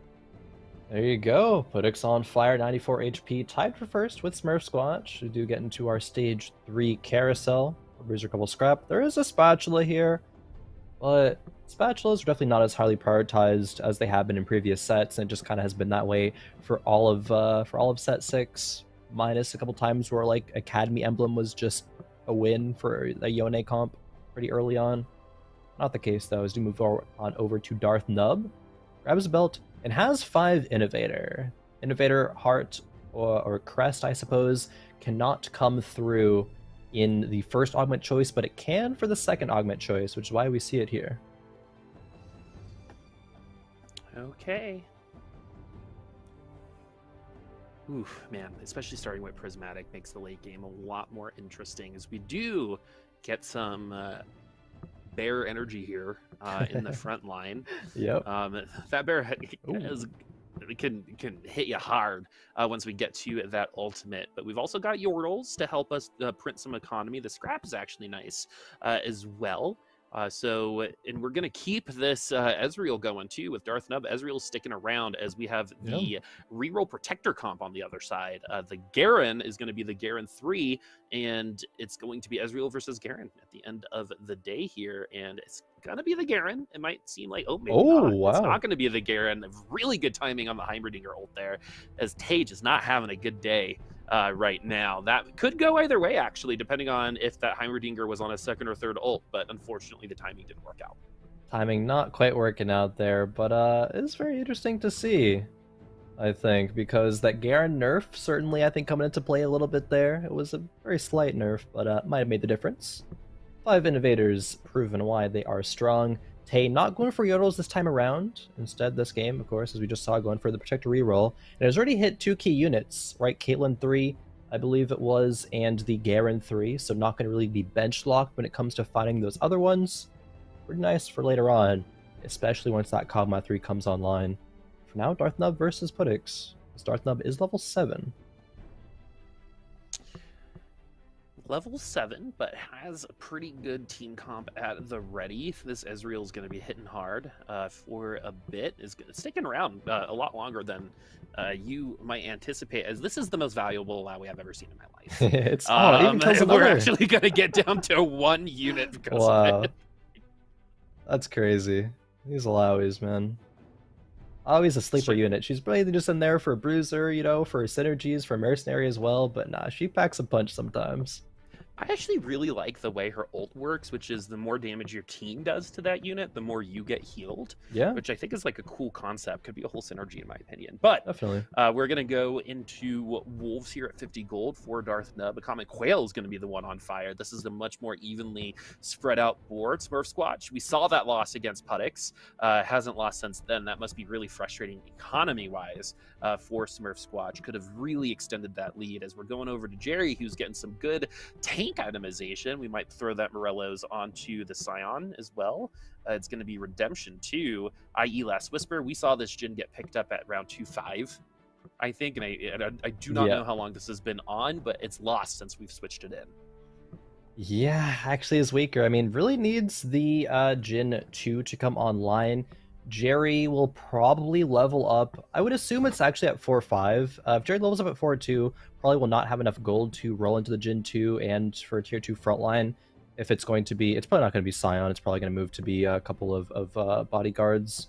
But Weak Spot is here, which does give a bit of anti-heal, I guess. But Last Whisper is already going to be more armor shred than is needed. Jin is going to be doing a bit of damage, and Scion does get the slam off. This could be, even if it is a loss, only by a couple units, which is very, very nice for Jerry right now. Let's see, can Jin kill any more? Might actually win if he gets another shot off, but no, not able to do so. If you get another shot off, it seems like sometimes Jin is moving in slow motion when it comes to getting some of these ultimates off. But, you know, it can work out, but it's just one of those units we got to get that Jin 2 on. As we get our Colossi in, we have Scion in now. We're going to get some good defense on it. Bramble, Redemption, Gargoyle Stoneplate, pretty good separation there. We're going to do the Trap Claw, not the Morellos. And we're going to save the Large Rod. All right, saving the rod for later. Not really going to be a great Jin item, no matter what it is. Arguably, Rage Blade might be worth it, but, you know, probably not. Scion does get a nice smash off here. And it's just a tier 1 Misfortune carry here for Smurf Squatch, but still at 94 HP on top. I wonder how this composition got to this point. Maybe the Urgot was enough of a pseudo carry, but no, it's going to fall to Jerry Woo, turning that one around. And Jerry Woo, of course, did go level 8 at 4-2, but, you know, like I mentioned, not a lot of gold, so has not hit any pairs yet. Smurf Squatch did lose a lot of HP there, and is only 3 HP away from Puddix now, who they've been kind of facing each other. And this HP total here is pretty gnarly for the bottom side of the leaderboard for this point in the game. I don't think we really hit these totals until like 5-2, 5-3 on the last like 3 lobbies, but 4 of our players now under 50 HP, and even first place at this point is usually a little bit further ahead. But that is not the case. Probably the more even lobby of the 4 so far today. This one gets that win. Are we going to get another one? We do bail out of the Blitzcrank hook because of the Trap Claw. Trap Claw means that you can put whoever you want in the corner pretty much, as that is the most beautiful Bramble I've seen in a while as well. So that's going to be 4 seconds, and that's going to be 3 seconds to start, 2 seconds, and then we get a buff on the tier 2 version of that Scion stun, and we get another win here. Arat is dangerously low. 32 HP is definitely lower than we're used to seeing Arat at this point in the game. Stage 4 Carousel, it was Akali and Kai'Sa last time around. Now it is Akali and Yuumi. Akali does have a great item on her, though, and might be taken immediately, and a Common Quail goes for it. It's just like you see Akali, you take Akali, has been the story of Stage 4 Carousel, as it seemed for the bottom 2 players. I totally agree, because Akali is a good top 4 unit so far. We haven't seen it win a lobby so far, and Cho'Gath has absolutely destroyed it every single time we've seen it so far. Oh yeah. It almost looks like it's impossible to beat the Cho'Gath as the Akali, even with the Akali too, even with double Archangels like late in the game in overtime. Wasn't enough. Maybe it was because of the built better in the HP regeneration, but we've seen Akali go 0 for 3 so far against Cho'Gath comps in top 2 and top 3. Yeah. I think that'll usually happen, especially the Bramble, right? If Akali has IE or if she has Assassins, right? Crits are just not really going to be there. And a Common Quail hits Akali 2 on level 7 with the help of Aniko's help. And yeah, Akali 2 pretty good, especially for this point in the game, stage 4. Maybe that can bail a Common Quail out. We could certainly see this comp go from 8th to a top 4 at least. Yuumi, what were you doing, my friend? Yeah. Yuumi was about to hit a stun on the Akali and then just turned around. That Check was the PayPal. Little... Check the PayPal. Yuumi. Yeah, that was a little lucky there. But that is going to be a win for a Common Quail and another prismatic emblem. Woodland Enforcer Stand United. Stand United is actually not a bad choice here. 5, 10, 15, 20. That's 20 extra AD and AP. Force of Soul might be it just for a little bit of extra CC. All of these are like mid-tier choices, really. Yeah. Woodland Charm could be a nice little extra tank, but we don't really need a tank because the idea is that we're going to do enough damage to the back line of the opposing team, but we are going to do it anyway. More tankiness is always going to be valuable. Another body might feed ultimate, but for this version, a Kali might actually get duplicated, so we'll see here. Yeah, don't you Braum probably HP? Yeah, it's either maybe? Braum. Yeah. It's probably Braum. I would think in this case. Hey, put a Morello's on that Akali. It could be Akali.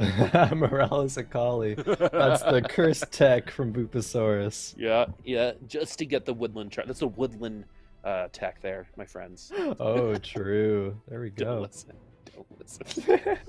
And this is why, Boop, you love experimenting. Yep, it's true. It's true. Love it.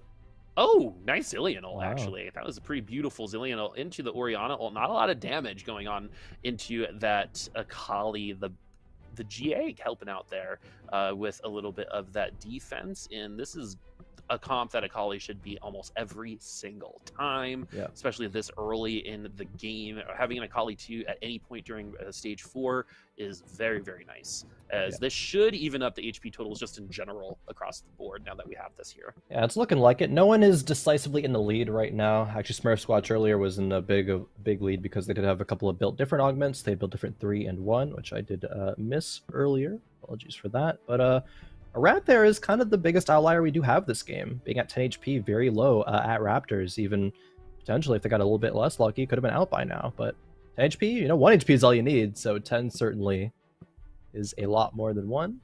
Rat could come back. Rat could come back. The poet and didn't even know it. Yeah. But the overarching theme here is that we haven't seen a Cho'Gath yet. So we might be seeing a little bit more variety. We have some Chemtechs here. We got Bruisers as well. A 6th Bruiser might be the way to go. We have Exiles, Prismatic, Celestial Blessing, and the Thief's Gloves augment. So we've got the items that we need, and it's actually the only items that we really have in the front line so far, saving a lot of the components for damage-based units or carries that we're actually going to be utilizing, as that Urgot 2 is a nice little upgrade. This 3-loss streak might be ending here soon. Yeah, these are some big upgrades from Putix. That Mundo, the Urgot, even putting the Warwick in for 5 Chemtech, kind of almost everything came together pretty perfectly there. Sure, the Echo is going to not give any synergies at this point. He's just there for an item carrier. Hopefully moving those items over a bit later.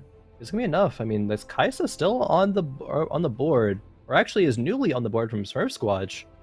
We're built different if you're running that one. Kaisa is a fantastic carry to work with in the late game. And yeah, it did a lot of damage to Putix there.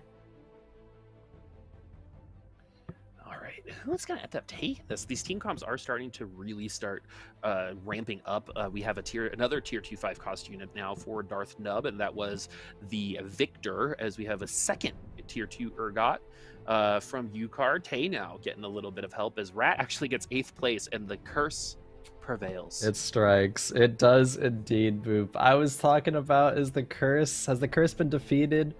But no, it is not, which opens up a lot of interesting scenarios. I think potentially both a Common Quail and Jerry Wu can now contest first place. Jerry Wu needs a first to do it, but they did get a first last game, so it's definitely possible, definitely on the table. We shall see. This game is certainly way more interesting. Man, that was arguably the worst Victor ult I've ever seen. We've seen some really good ults, but nothing. I think I saw 1 laser hit a unit that time around, and that's just a little bit of a low roll there. Double redemption roll on the Thief's Gloves. Appreciate it, folks. You're never really going to see that again. However, if AoE damage is coming through, it's going to be absolutely neutered because of that redemption. That's one of those like hidden abilities, like Gianna healing the whole board. Redemption it takes damage away from AoE abilities. We do see a dragon, yeah. I was gonna say, it's not every day we see a dragon on the board, but I'm glad we get to see it from Darth Nub. Is level 9 as well, took level up, can even push level 10 later on. And Jin's such a good carry to complement with Innovator. Yeah. So we can get 11 units. This is absolutely massive. not just the dragon, but just the whole board in general, right? It's a Victor 2, Heimer 2. I mean, Heimer 2 is, I guess, not that great, but Jin 2.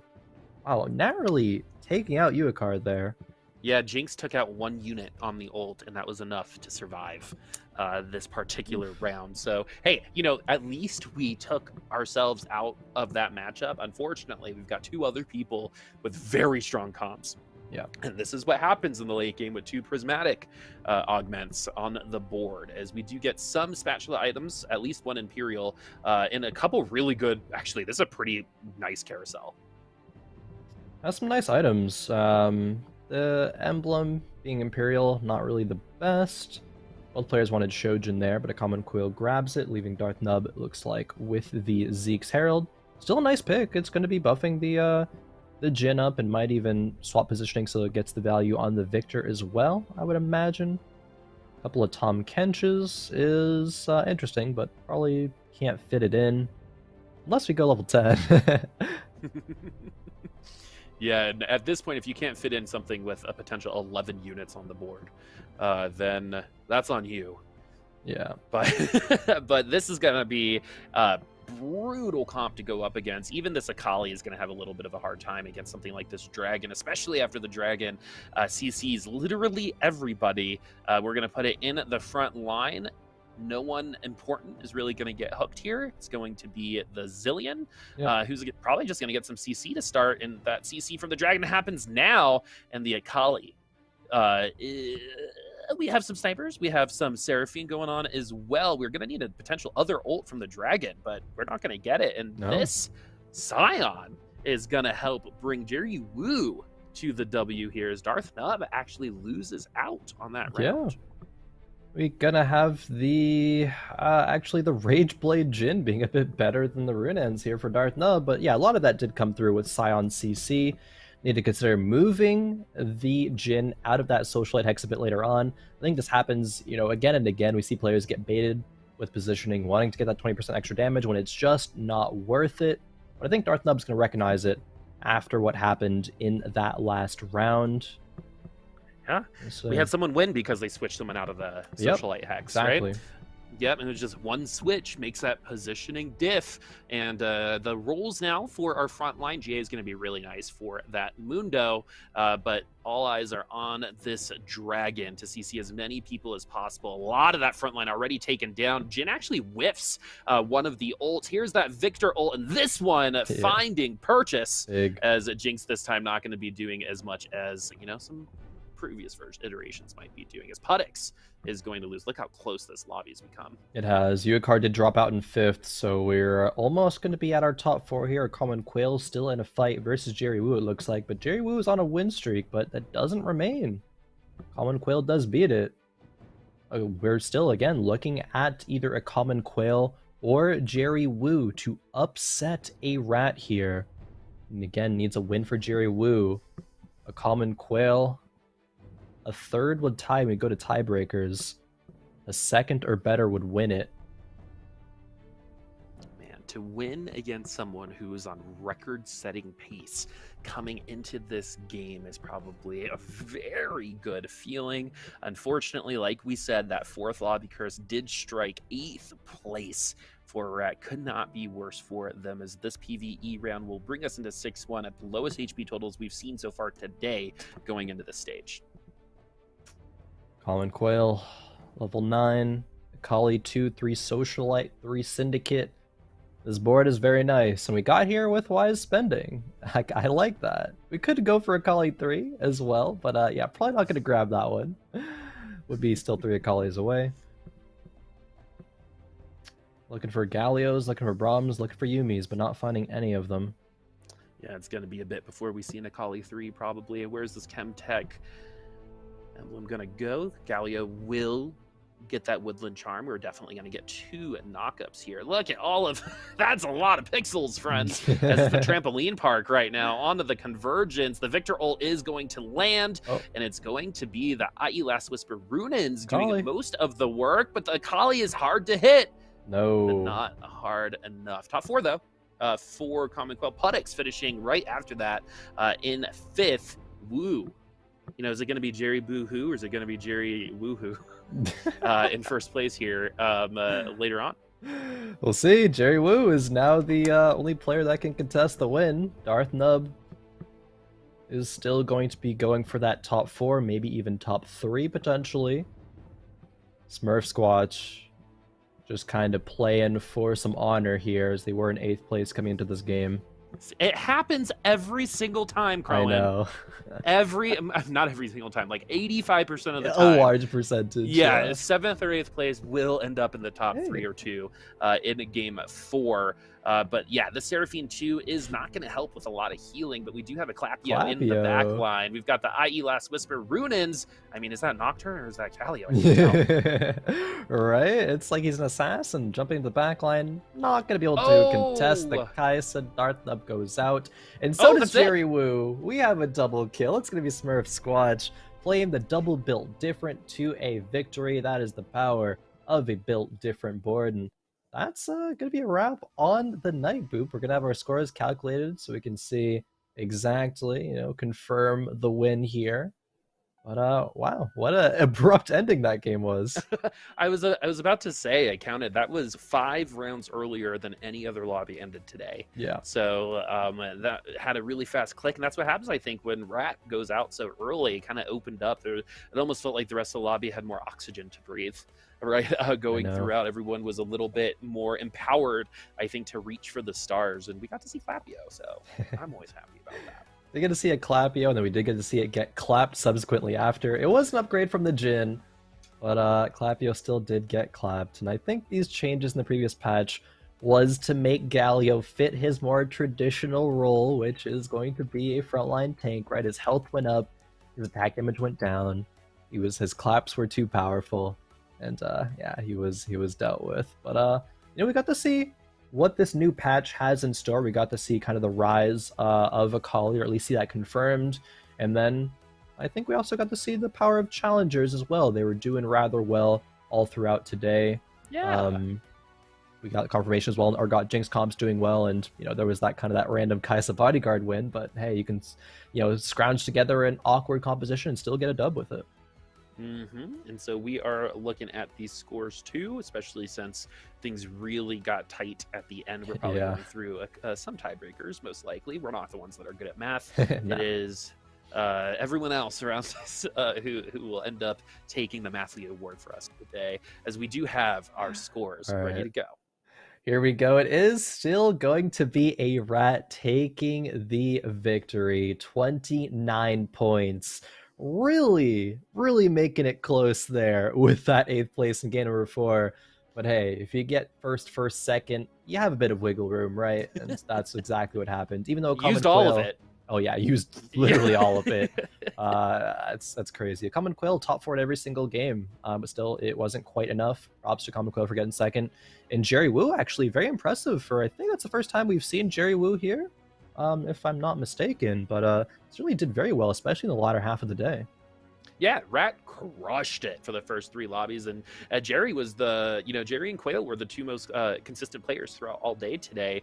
You got second, fourth there, and Jerry really coming alive in the second half, especially with that Cho'Gath matchup to win for round 3. We aren't going to get an interview from Rat, maybe one day, but today is not going to be one of those days. A Rat winning for 3 weeks in a row. Next week will be their 5th week coming back in a row.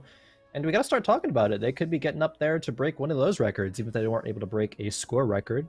Could see that come through next week. Just week after week, different patches. A Rat's been able to impress. So I'm definitely excited to see them and what they're able to do. Next time we see them, because then the patch will be a bit more formulated, maybe a bit more solved, as some players like to say. But yeah, that'll be it. So final thoughts in the day, Boop, before we close this out. Yeah, so Rat is kind of taking that same kind of a direction as people like Pocky, I feel like did like 3 seasons ago, right? Like I think like we're definitely getting to the point where Rat's not just going to be about fight night anymore, right? I think we're getting to the point where we should be talking about some of these qualifiers a lot more than maybe in the past, because we're playing good, and this patch, particularly maybe this set, might be what's bringing us over the finish line. And that's just fine, right? Yeah. This might be our opportunity, and I'm really happy to see that they're really pushing for it right now. I'm seeing a lot of potential. I'm seeing a lot of possibility for a rat, not just here but elsewhere as well. Maybe he's Definitely. even really good at double up. We don't know. Potentially. I'm seeing it in chat around saying, maybe one day Kappa for the interview. Man, we just wanna pick your brain, see the perspective, get into the mind of a champion. I'll have to wait a bit longer for the possibility. But yeah, I think this fight night was great when it comes to not only learning about this patch, but learning about these players, the consistency they're able to bring, like a rat, and these new players rising up, like I think we saw with Jerry Wu being able to get top 3 in a lobby. I'm gonna say as stacked as this one because I think it was a pretty stacked lobby. Is impressive. So I'm really excited to I think see Jerry Wu next week. Yeah, go ahead. Yeah, I think the top three, I can probably say the same thing for all three of them. Mm-hmm. I think Quail, for example, if he can get back onto a third week, that's like his big wall right now. And seeing Jerry, we'll see what happens in the next couple weeks. I think there's a world where we see these same three players for a good amount of time. I think they all have the possibilities of being able to do it. Yeah, potentially so. But that'll do it for us here at Fight Night Rising, brought to you by Wisdom. We've had a great tournament today, and hopefully we have one again next week. And I'm sure we will. This has been Cronin Boop signing off. Take care and have a good night.